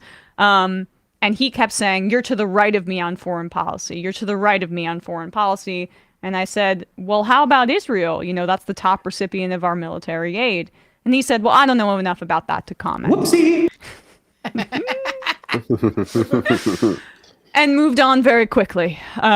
He said, he was very principled in his anti-war stance, but he, as a political commentator, doesn't know enough about the top recipient of our military aid. See, this is why you guys don't get invited places. Not having real conversations like this. Because Tim, I guess he got up to date. He's been educated on Israel since June, since we spoke. He's at least had time. And turns out this principled anti-war voice in the country actually just incredibly susceptible to the most rank IDF propaganda. This is the tragedy of war, Wolf. I mean, as you know, we've been saying for days, move south. Sorry, just to for people who are don't remember that clip, right before that, with the tragedy of war thing, Wolf was like, so you bombed all those people at the refugee camp. And you're not even sure necessarily that you got the guy. Yep. And he's like, well, that's a tragedy of war. So that's what Tim is wowing. Oh, and by the way, after this, the Israeli government went and struck the refugee camp a second time and then a third time. Yeah, a terror bombing. Knowing that they hit civilians, admitting it on and bragging essentially on CNN. A terror bombing by a terror government that came into this world 75 years ago doing this exact same thing, dropping bombs on neighborhoods so the Arabs would flee, as they said. And I can give you a source on that. As you know, we've been saying for days, move south. Civilians that are not involved with Hamas, please move south. Yeah, I'm just trying to get a little bit more information. You knew there were civilians there. You knew there were refugees, all sorts of refugees, but you decided to still drop a bomb on that refugee camp, attempting to kill the Hamas commander. By the way, was he killed? I can't confirm yet. I mean, Wolf should have just let him answer the question. Then he just jumped to another one. We get the point. Israel says they carried out an airstrike that Hamas killed more than 50 people. Again, like Tim adding bullshit there that is not really actually appropriate to what he just watched. Wolf Blitzer asked that question a number of times, and each time the guy said, yeah, we bomb civilians. We try not to, but it just happens. No, in fact, that is one of the better displays of journalism I've seen on CNN. He let the guy answer, and the answer was monstrous. Yeah. So, we get the point. Israel says they carried out an airstrike that Hamas claimed killed more than 50 people in Gaza's Jabalia refugee camp, dozens of bodies. Here's my issue with this. That CNN interview, damning. But Hamas lied about the hospital, and many on the left, pro-Palestinian groups and left, lied about the hospital. So when stories like this come out, what am I supposed to do? I don't know about the hospital, frankly. I'm not sure that the story has really been debunked. It has. They claimed the hospital was leveled and 500 Okay, people died. the hospital wasn't leveled. They hit the parking lot. Yep, and it may have been a couple dozen injured with a certain number. No, but there's sorry. Nope. Nah, it was more than that. It was hundreds. And like that, the debunked thing, let's be very clear for people because there's been a lot of obfuscation by people who are just, cowards on this front. The circumstantial evidence has always pointed to Israel and continues to point to Israel. Israel, sighted in that building, had hit it with a artillery shell earlier, and they actually had warned that hospital of everyone to get out. Evacuation orders were issued to like 24 hospitals. And they bomb hospitals as a matter of whatever they want to say, going after Hamas. They do this. They are hospital bombers, regardless. The only ambiguity is in the forensic evidence, which could go either way at this point. And I think, I think it's important to emphasize that the circumstantial case points to Israel, and whatever I'm not a bomb expert, and I don't know how to judge bomb experts. So there's a lot of forensic stuff that comes out, but the circumstantial case is clear. And anybody who's saying that it's been debunked or confirmed that Hamas fired that rocket is lying. That's the lie. Yes, he's an anti-war principled guy who's just taking the United States government at its word, even though there has yet to be a statement issued by either the IDF or the United States government about the New York Times forensic investigation that found that the video that they put out that said was the Hamas rocket was actually an Israeli rocket that did not hit the hospital. So we still don't have information that's dispositive of anything, and part of that is due to the blackout that is imposed by the Israeli government, and that's on purpose, by the way. But we do know that the information that was given was false in a variety of different ways. They lied. They lied multiple times. Made stuff up. They lied about the footage that they sent out. This is again the circumstantial evidence. They lied about the conversations between Hamas fighters, which was heavily altered. Bullshit Conversations that were it was disproven within like 2 hours that this was not a conversation between Hamas fighters. Why, if this is just clearly a Hamas rocket, would they put out so much misinformation on this front? Yeah. Again, we don't have proof, and honestly, because of the way Israel has blocked off all information, we may never have proof. But this guy, who pretends that he's some sort of truth teller, is taking the Israeli and United States government at its word, even when the evidence is so, completely garbage that it's almost laughable. And we just have to address the situation, like you say, the Israel is responsible for why it's impossible to really assess a lot of these claims forensically because they're bombing it and cut the internet off. But let's just say, for example, and I have a real hesitancy in even granting this because I don't think you could take the IDF at their word, the IOF, that it was a Hamas rocket misfire, right? The conditions for that, and I don't believe that this has been proven at all, but if that is the case, we can actually still address that reality too, which is that there should have been a ceasefire before this, and that because a lot of people say Hamas, they say it was a Hamas rocket as if Hamas did it to themselves, and no, I don't think anybody's suggesting that. I think the suggestion is that in the sort of fighting that a rocket misfired, right? And again, that is still on the greater power that is responsible for blocking every governing body on this fucking earth from going to a ceasefire. It is America and Israel. But Tim is very dumb. Also, Yeah. I've made this point on my own stream, and it's we've seen time and time again various outlets, independent journalists, come out and basically verify the history of these reported deaths that come out of Gaza, and they all match up. There's no discrepancies throughout the history of this reporting.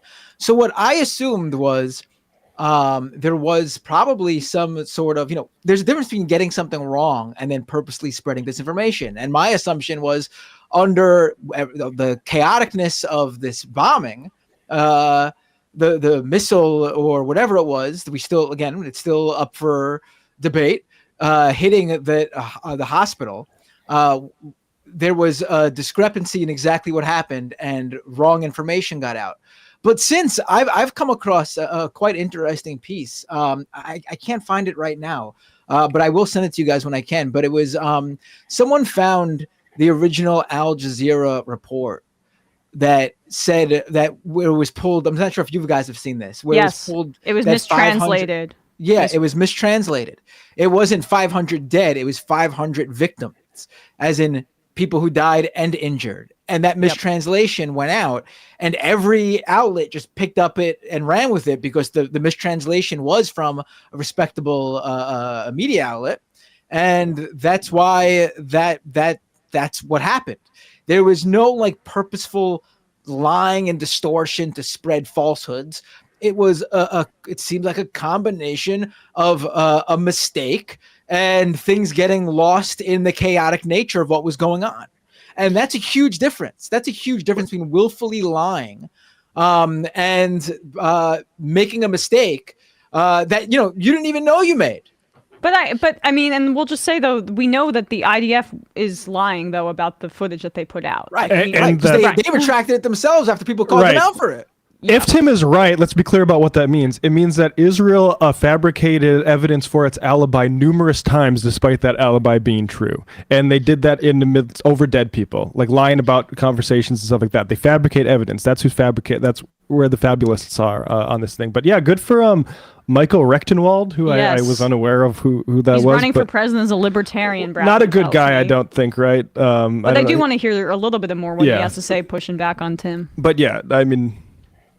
He's wearing a stupid But also, sorry, just one thing is the headline Tim just responded to says Israel say they bombed it. Yeah. So there's not even ambiguity about that. No. The IDF spokesperson said it. But that's exactly what this hospital thing has meant to the media this entire time. It's a no man's land where you can say who knows about anything. Oh dear, that's all it has ever meant. That's why it's been emphasized so much by cowards in media that want to enable ethnic cleansing. And that is why people have asked why we keep focusing on this one hospital when they're bombing other hospitals, because it's important in training you to like it's a cudgel how you're interacting with the media on this front.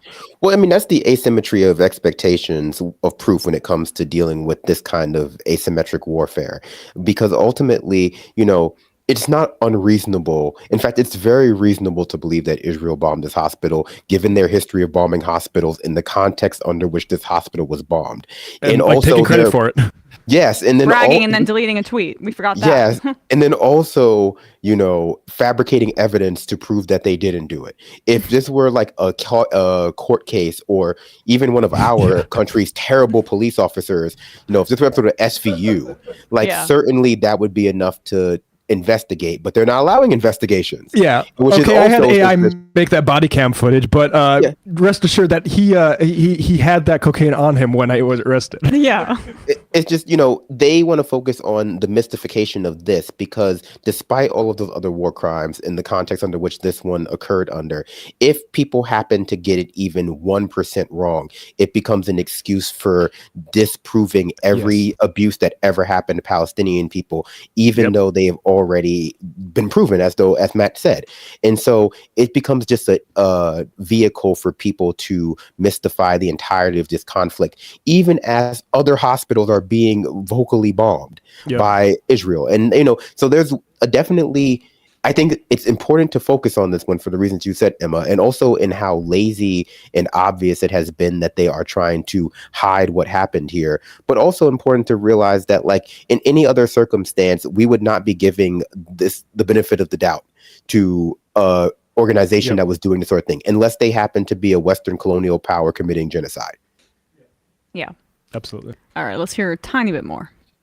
They claim the hospital was leveled and 500 people died. The hospital wasn't leveled. They hit the parking lot. Yep, and it may have been a couple. Wait, but also pause that. Yeah, I never saw anyone say the hospital was leveled. Even that night, I saw no news outlet say the hospital was leveled. People automatically wanted to concoct whatever they concocted in their head. We did hear a hospital was hit. We did hear a lot of people died. We didn't hear that a hospital was leveled. We saw a massive explosion by a hospital. But Matt, there was a CIA associated Twitter account that did some sort of ballistic analysis using blurry camera footage that said it was most likely Hamas. So who knows what to believe? Well, Yeah, sorry, good point. And by the way, with regards to the refugee triple tap that we've seen in the past 72 hours, they also lied about that one. They said that, this is evidence of tunnels underneath it, and actually it was just the way JDAMs blow up. Oh, So they just lie like the mendacity of this ethnic cleansing. Sure. I mean, it's It was a disgusting. wedding. There was a wedding there too in Gaza, I guess. Right. I mean, Obama was like, "Oh, look, sometimes you got to do it." Hospital wasn't leveled. They hit the parking lot. Yep, and it may have been a couple dozen injured with a certain number of deaths. We don't But know. there's been other hospitals hit, and they've told them to get out of the other hospitals. They've said evacuate these hospitals. You can't do then that. they tell them they're going to bomb the north, so move south while they're bombing the south. There we This go. is unbelievable. So there's nowhere for these people to go. They're shooting fish in a barrel, and they've got them trapped there in a virtual concentration camp. I'm sorry if that sounds like leftist rhetoric, but these people true, are in a walled area, no exit. What do we do? Nothing. Should the U.S. just back away? We should not today? have. First of all, the UN had a movement to have a ceasefire, and we were one of 7 countries that refused to go along with it. Hillary But there was Clinton is very anti-ceasefire. There was a ceasefire when Hamas initiated the terrorist attack 3 weeks ago. There was a ceasefire between Gaza and Israel. Then Hamas broke the ceasefire. That's made up. Yeah, I mean, Does the everyone idea in this like still have to wear a hat now? Everyone is wearing a hat suddenly on the to Tim make Pool it show. less obvious. Yeah, right. Well, I mean, it's as Matt has called it before, a compensatory hairpiece or headpiece. Yeah. Time affects us all, not just Tim Pool. So what do you want the American government to do? Isn't Tim Pool a guy who's anti any sort of U.S. intervention on any other? He said he's anti-war, more anti-war than I am. What do you want the American government to do? Stop killing brown people? What? No, that's silly. Yeah. There should be a ceasefire, and Hamas should also Release the hostages. Yeah, well, as a part of the ceasefire. Yeah. So bring this up. This is it was insane to me, and the hostages stuff too. Yeah. So this is what Anthony Blinken tweeted out on the 8th, I believe. Is that what it says? Screenshot cuts it off. Yeah, but the 8th. So the day after the. But this was deleted. But it was deleted. Exactly, that's what I'm saying. They deleted this immediately after it was put up. But Turkish Foreign Minister Hakan Fidan and I spoke further on Hamas's terrorist attacks to Israel. I encouraged Turkey's advocacy for a ceasefire and the release of all hostages. Those two things are not. For some reason, the people that are putting up the hostage posters and whatever, which don't pull down because you'll be made a propaganda object yourself. But those people, there needs to be something said about this hostage situation. Which is where's my Thursday at? Oh, there it is. I saw a clip of a super far right Netanyahu supporter in Israel tearing down those posters because to them they view it as an anti-Netanyahu thing. Yep. I say print up a new one and point out Netanyahu is the reason that this is happening. He's bombing the place where the hostages are. This could have all been done without any sort of bombing because you know what? It's a little bit of a little fact that has been overlooked in this entire time is that there's hundreds and thousands of people, not hundreds of thousands, but thousands of people, Palestinians in Israeli jails. And how about exchange those for the people that are hostages? Wow. That's. Instead, we just bomb people, including the hostages. But that would be a rational response, and that's not what this is. This is an excuse for the Netanyahu Israeli government to kill as many Palestinians as they want. The families of the hostages have called for that. Even they put out a statement saying exchange everyone for everyone. Exactly. Well, you guys exactly. You guys aren't familiar with high-level hostage negotiation like myself and Netanyahu are. Everyone knows that when someone takes a hostage, the first thing you do is blow the hostage's brains out to show show the terrorist that you're serious. You don't want them to think that you're fucking around. I feel like listen, I know a lot of people are in this country are rather pro-cop, but I feel like one thing that most people would criticize the police for is if there was a hostage situation and hostages ended up dying because of police's actions. That's something I know because throughout history it's happened and people usually criticize the police for this. Why in this scenario is nobody doing that? It is beyond. No, this is unbelievable. If the Israeli government is the responsible party here, in terms of like they're like the Civilization. governmental, reliable, legitimate actor here, and Hamas is this group of terrorist criminals, then it's on them to take care of the situation in a way that does not result in the deaths of the hostages. I mean, it's so bizarre to me. No one would expect the criminal hostage taker in a domestic situation to like. No one would put the responsibilities on them to make sure the person they took hostage doesn't die. Nobody would think that. They would look at the police and say the police need to do something to get those people free safely. Yeah. IDF doing high-speed chases would be like, just plow through every other car on the road with like a Snowpiercer type thing until you get the guy who's running away, like the murder suspect, right? Yeah. Like just who gives a shit? Just plow through whoever, because you need to make sure that you don't let that guy get away and show that murderers can get away or whatever. Like this is the idea that As you murder. Exactly, To get the as you murderer. just kill there's hundreds of people that are just there. It's the worst kind of circular logic. I mean, and that's to almost be kind about it. I was reminded of this because of the fact that that libertarian guy was actually telling Tim Pool the reality of what's happening in Gaza. Rand Paul is a very bad person. Okay, let's just start with this, right? But the fact that he is speaking honestly, with more clarity on what's happening in Gaza right now than any Democratic senator outside of Dick Durbin. Durbin now. Thankfully, the number 2 Democrat in the Senate came out and said, I support a ceasefire this morning. But did Rand Paul get asked about ceasefire in this? I am not exactly sure. I'm curious about that. I would be curious about it too. But this is a complete abdication, honestly, of duty by the Democratic Party, that this kind of rhetoric isn't more prominent, because Rand Paul is a libertarian who wants to cut back into the federal government's budget in order to harm people here with austerity. So let's not make a mistake and think that he's some sort of peace fighter. But listen to his rhetoric here. And just to state where he is with regards to the Senate, every lawmaker in the Senate except for Republican Rand Paul has signed on to a resolution expressing support for Israel in the face of the Hamas onslaught. And I don't think it's because Rand Paul likes Hamas. Yes, but he is, because he's not, checking in with certain interest groups and saying, can I say ceasefire or humanitarian pause, or do I have to mention human shields in my statement, Elizabeth Warren, when I'm condemning the bombing of a refugee camp? Because he's not being like clammy-handed in responding to this and just acknowledging what he sees, he's able to have a common sense reaction, even though, again, I oppose essentially everything that Rand Paul stands for. And speaking of war, I wanted to ask you one question about the war that's going on in Gaza right now. A couple of days after October 7th, you were on Fox News and you said, let's let Israel do what they need to do, which is to have a punishing response to the people in Gaza, to say, no more. We are not going to let this happen.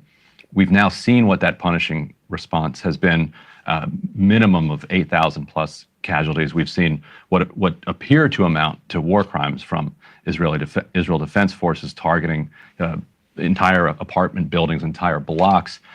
Do you stand by that original claim, and what do you feel like should be done now? Should there be a ceasefire at this point?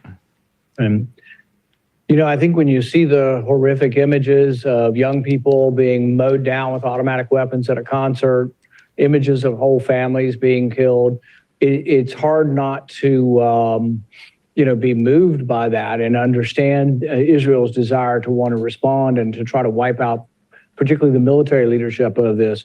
But you're right, they're embedded in a civilian population and many civilians have died. And this is ultimately a judgment that Israel will have to make, whether or not the disruption of Hamas chain of command is now sufficient or whether they go on. Because you are right, as more civilians die in Gaza, not intentionally, but as they die in Gaza, there's always the question, are 10 new terrorists created for every civilian that was killed? The same can be said of the drone attacks throughout Africa, the drone attacks that killed a humanitarian worker after our soldiers died in Afghanistan as we were leaving. So there always is the question of blowback. And ultimately that decision has to be made by Israel. And I think that the reporting on it will make a big difference. There's a great article recently talking about this by Bonnie Christian that was in Reason magazine. And the way she ended her article to me was just amazing, almost poetic or from a novel, talking about how that we descend into moral chaos if we let ourselves be consumed by revenge, either revenge of Palestinians, civilians that were innocently killed, or Israeli citizens that were innocently killed. If we let ourselves, we'll descend into sort of a moral chaos that really is ever escalating and never ending. And so there has to come a time when we do talk about how do you make things better in Gaza. But I'll tell you, it's hard to in the midst of the death and carnage. I was there in 2013 and spoke with Netanyahu about trying to facilitate and allow Gaza to open their own port. And I said, maybe you do it like they did the Panama Canal for so many years with joint security by Israel and Gaza, but allow them to collect their own duties and allow them to have some income coming into a port. And his response to me, and this wasn't after a massacre, this was in more of a relative time of peace, he says they have a port in Israel. And that kind of thinking won't get to a point where, you know, we can have a peaceful arrangement. But on the other side, I mean, if they... All right, well, yeah, a bit of word salad there. And again, Rand Paul's ideology is not going to get him to the right conclusion, most likely, in any kind of situation. But that is just the truth about what more violence does. It radicalizes people more.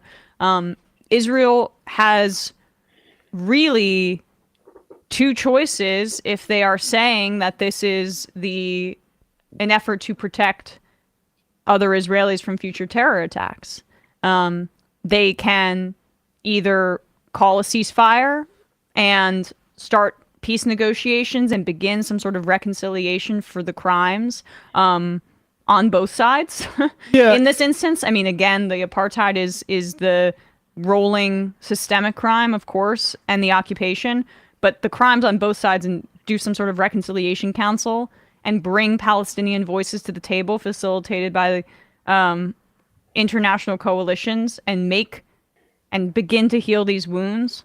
Or they can do what they're doing now, which is seemingly try to ensure the security of Israelis by making sure that no one is left.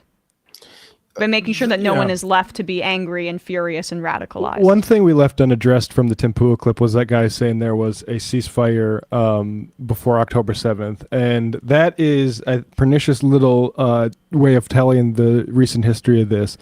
That ignores everything. Like, I mean, what we have been seeing in the lead up to all of this, like the storming of Al-Aqsa Mosque by Jewish settlers, like literally taking people's homes. Like, that is provocation, and we need to be able to say it's provocation. And innocent people are not valid targets for responding to provocations like that, and we can be clear about that. But the idea that we're going to erase what is happening that sets the context for this is how and instead just bomb. Mm-hmm. Instead just bomb it away. Like, I'm sorry, like you are creating terror, and Bibi Netanyahu knows that when you triple tap a fucking refugee camp, that it's not going to pacify the population. That is why Netanyahu was quoted multiple times, or at least, I have the quote under this piece of paper here, but in 2019 in Haaretz, it was reported in the Likud meeting, he spoke about how bolstering Hamas is essential. Part of their policy. Part of their policy, and how, it's been known that he's allowed Qatari money to go towards Hamas. It's colonial manipulation. Yeah, in order to continuously have Hamas be that threat where you can also tie all Palestinians to Hamas. Brandon, I'm sorry, you wanted to say something earlier. No, I was just going to say, Rand Paul is also a good example of how because Rand Paul's no great person, but if there's one thing that he probably does more align with is this idea of isolationism that would probably include drastically reducing our funding for Israel and to Israel. And, that's one reason why Israel is very concerned with public opinion on this issue and controlling the narrative on this issue, because at the end of the day, maybe not be as a direct result. I mean, maybe as part of a direct result of this, but maybe not tomorrow, maybe not next year. But it's very easy to see how these actions could radicalize an American population to be more amenable to reducing the amount of support that Israel as a nation, both militarily and financially, gets from the United States of America, especially as our own country becomes more and more it slips more and more into a recession, slips more and more into maldistribution of resources, and people, start reviewing how we are spending this money. And, that's something that the Israeli state could not necessarily afford to have happen, for them to receive less funding, in the billions from the United States of America in order to not just perpetuate this war, but to, allow their entire society to function at the level it's functioning at right now. Yeah. I mean, and I think I think like one thing that's been clear in through this is that the squad sort of adjacent stuff is really the only group that's willing to be that courageous on that. Nonetheless, I think AOC needs to move to no Iron Dome funding unless we move on these actual issues, these fundamental issues. I find it so disgusting that for this government, the one that we're seeing lie and bomb hospitals in front of our eyes, we are basically like giving them impunity, technologically speaking. That should come with a price. That should come with a massive price. And I'm not saying withdraw it, but I'm saying my personal thing would be one state, democratic rights for everybody, including right of return. And, if we, to make sure you feel okay about that, we can keep the Iron Dome stocked. But Iron Dome for an apartheid state that's actively settling and ethnic cleansing a population is disgusting. It's disgusting. Well, I mean, it's the material manifestation of, like, again, the asymmetry of imperialist warfare to believe that, like, you, and America's guilty of this too, that you can establish a war zone in another country and then dictate that that war zone that you've established in another country or in another population's land is, disqualifying of anybody who lives there to be civilians, disqualifying of anybody who exists there to have a expectation of safety, while still establishing that, well, like, your population deserves to be safe. It's, they say that Israel and Gaza is at war, and therefore Gaza, there are no civilians in Gaza, but you're not allowed to turn that logic around. Like, okay, then does that mean there are no civilians in Israel? Like, if you're at war, if this is not a campaign of ethnic cleansing, does that mean that you're ceding, the logic that your society does no longer has the right of expectation of guaranteed safety for your civilians? And they wouldn't concede that. But that no one is making that argument, because obviously no one wants civilians to die on either side. But it's this general expectation that you can perpetuate a narrative that the place you've created a war zone in disallows for civilians, that I think is, just atrocious, while still going like, oh, but no, our population deserves to be safe. Our population deserves to not have to live in fear. Right. But we're at war, and they can't expect that. You want a technology that keeps your population impune from you attacking other civilian populations. You can fund that shit yourself. 100%. Using SodaStream money. Oh my God. Yes. That's one. Do not buy SodaStream. Don't buy Sabra. There's some other ones. I did see something. Yeah, the I guess BDS does have. I saw somebody talking about this. It's not just like any Israeli product. Although, like, I'm not going to stop you. But BDS says, we try to keep it to these specific companies, including SodaStream, and it was definitely on there to make the impacts of BDS more sort of noticeable. And also, Bernie Sanders should revise his position on BDS. I'm allergic to hummus, so I always boycott Sabra. Good for you. No, you should just make it a principled stance. Don't reveal that. All right, there you go. Too late. Chickpeas in general, or just hummus? Garbanzo beans, chickpeas, and how could it be? How could it be? What else in hummus would I be allergic to? It's It was a dumb question. I just want to say, as the far and away soda aficionado in this room right now, there has never been a soda stream that I've tasted that was anywhere near as good as legit real soda companies. So stick with drinking your whatever you drink, whatever your soda of choice is. You don't need soda stream. Yeah, that's just soda stream's like a bougie, like, I have too much counter space appliance. Like, oh, look at all of the appliances I can fit on this, like, huge island. Mm-hmm. And I just want to say, I don't have a soda stream. I tried someone else's. Just want to get that out there. All right, guys, gonna hang up the phones and then read some IMs to get out of here. Sorry about not getting to calls, but we have a lot to get to. Turning on the voicemail. Phineas Erb, PragerU paid Twitter to put /DTrans above the #1 trending hashtag to promote an anti-trans doc. I'm not shocked by that. Acid X Burns, if you condemn Hamas, you must condemn Israel. If you condemn Israel, then you must condemn the United States. Done. Rand Paul's neighbor says, is Senator Paul okay? I heard he bumped his head. Star Fox, Emma and crew, happy casual Thursday. Due to Mayor Wu's 2023 unlawful camping ordinance being pushed through the Boston City Council 9-3, a sweep started again at Mass and Cass, our methadone mile yesterday. The city does not have a full support system to help these folks out in the real way.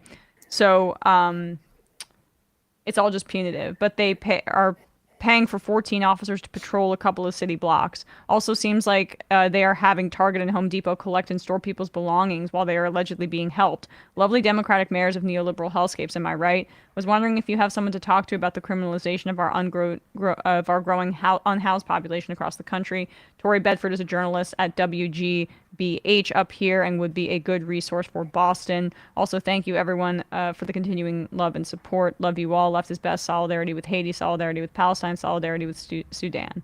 Thank you, Star Fox. We will look into that.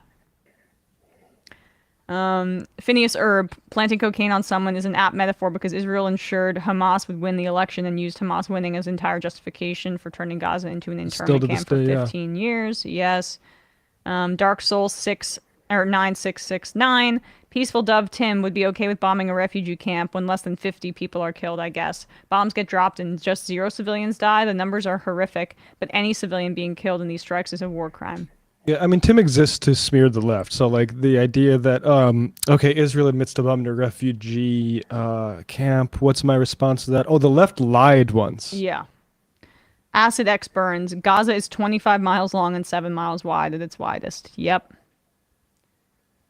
Narrator. I wonder what the comparison would be between Israel and Palestine and how many civilians have been former combatants. When you're in a war zone, and the entire Israeli population for the most part is enlisted in military service, I think it's quite difficult to discern. Also, people are taking some issue to my Iron Dome thing. If that isn't on the cards, then maybe we give Palestinians an Iron Dome too. That's my second one. Sure. But maintaining the status quo is disgusting. It's dipping our hands in blood. Golden Oyster Cult. Having evolved from a young conservative, I'm ashamed to not only of once having fallen for the Zionist propaganda, but how I spread it too. As a teenager, the horrible things I said about Rachel Corrie after she was murdered by the IDF because I believe she was a terrorist sympathizer. I'll never erase that stain from my soul, nor can I erase the damage of propagating lies that were fed to me. Do not be so hard on yourself. Golden Oyster Cult, you came to this at the right. You came to the right conclusion. We are thrown into a world. You've done more than the liberal who actually created the Rachel Corrie pancake memes done. This dude still runs around pretending he never did it because he scrubbed his website of the whole thing. And resistance libs love him. Little green footballs, that guy.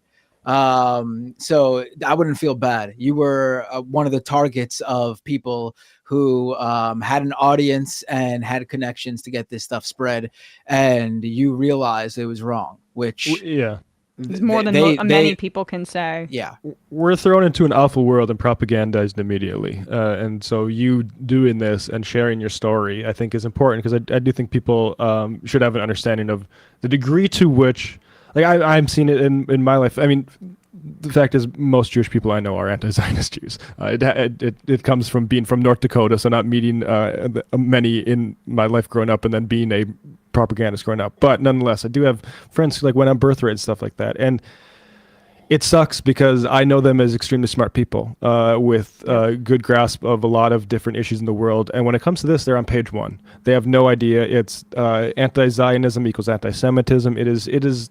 It's because they've had their capacity for, facing this stuff, not ever exercised because it's just fed to them by the type of things that we played the Pappy clip. Like the amount of fear that is required to allow this sort of bloodletting is significant, and it's a state enterprise.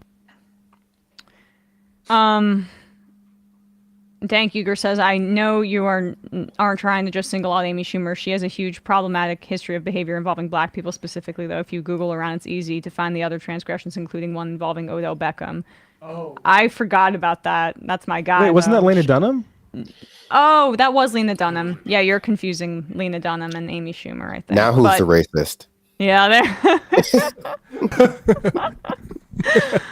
You got your unfunny white women confused. Yeah. Hey, Your I still defend nepotism. girls. I still will. But maybe this is gonna be like Lena Dunham's gonna put out some like pro IDF thing or something, and I'm gonna look silly. Like, Maybe in not 5 though. days. I'm not sure. Maybe She she'll hasn't surprise said anything. us. Yeah. No. There's a very there's a difference. Although the whole Donald Glover part of that show was not great. But anyway. When will unfunny white women sign a letter to distance themselves from Amy Schumer? That's the real question. Yes, that is. I mean, I would. I'll spearhead that. DNC Google pundit. I wonder where all these noisy "All Lives Matter" people are when it comes to the lives of Palestinians. Lynn Manuel Margera says she posted a Wendy Williams clip that was basically a meme of Asia's disbelief over the situation. Okay, now we have that context. Charlie Sheeher, thank you, Brandon, for mentioning other groups when talking about the Holocaust. The way we only learned about World War II in schools makes it seem like it was only Jewish people who were slaughtered during that period, as well as the infirm Roma people and POWs. It wasn't until well into adulthood that I learned queer people were also one of the groups targeted. Even their liberation was treated differently. I mean, I don't think it's even 6 million Jews were killed in the Holocaust. So the emphasis is important, but I think Brandon was you're talking about also the structures of like what a fascist government looks like. Yeah, I mean, other groups, a marginalized group like the commenter mentioned were killed during the Holocaust, like communists, trade unionists. There's a whole poem about it. We know that the Nazis burned down like the first trans affirming care clinic in their country.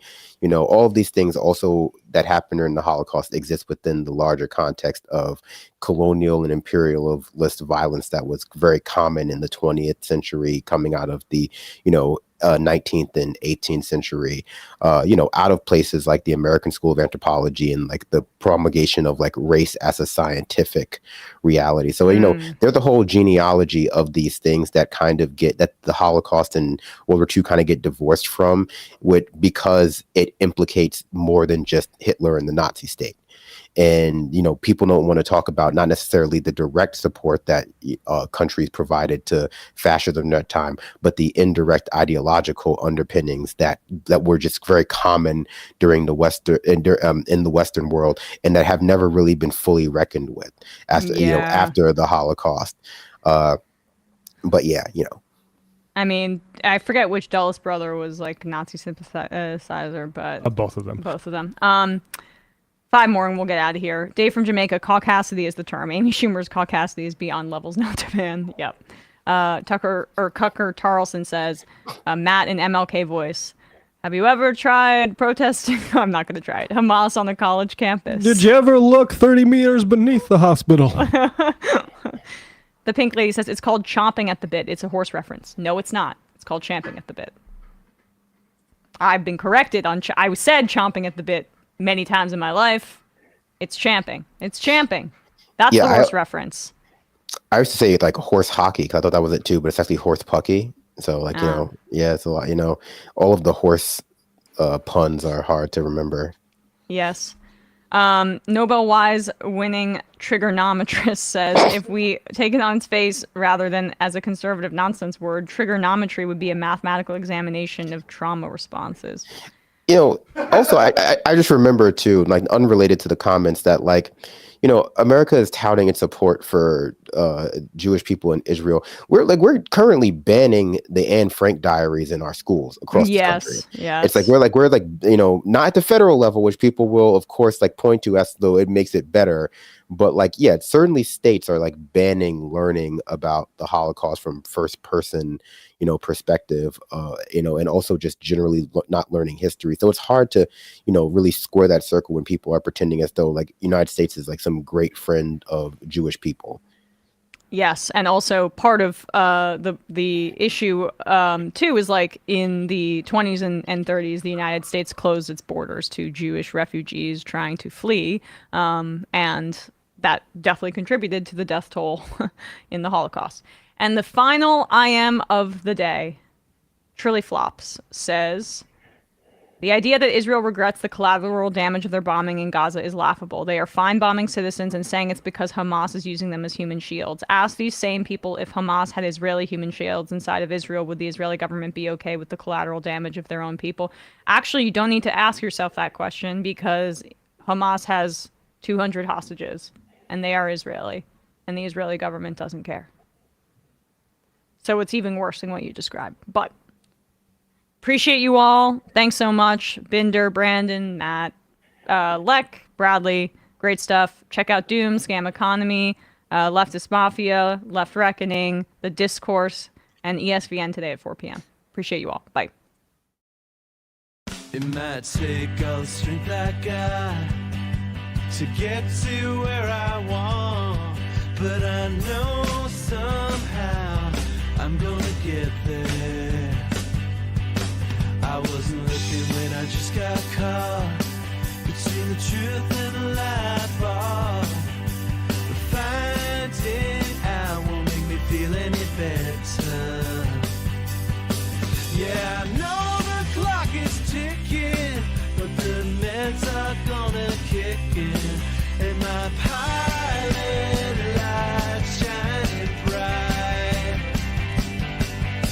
I get somewhere the choice was made, for the option where you don't get paid, for the road that bends before it finally breaks you.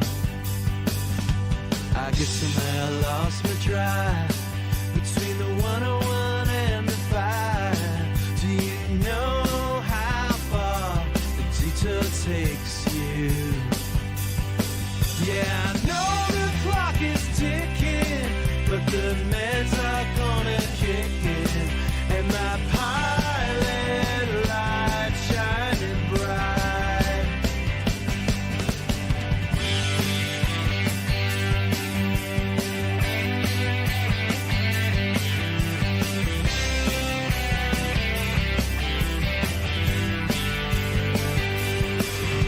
The months drifted into years while I shifted in and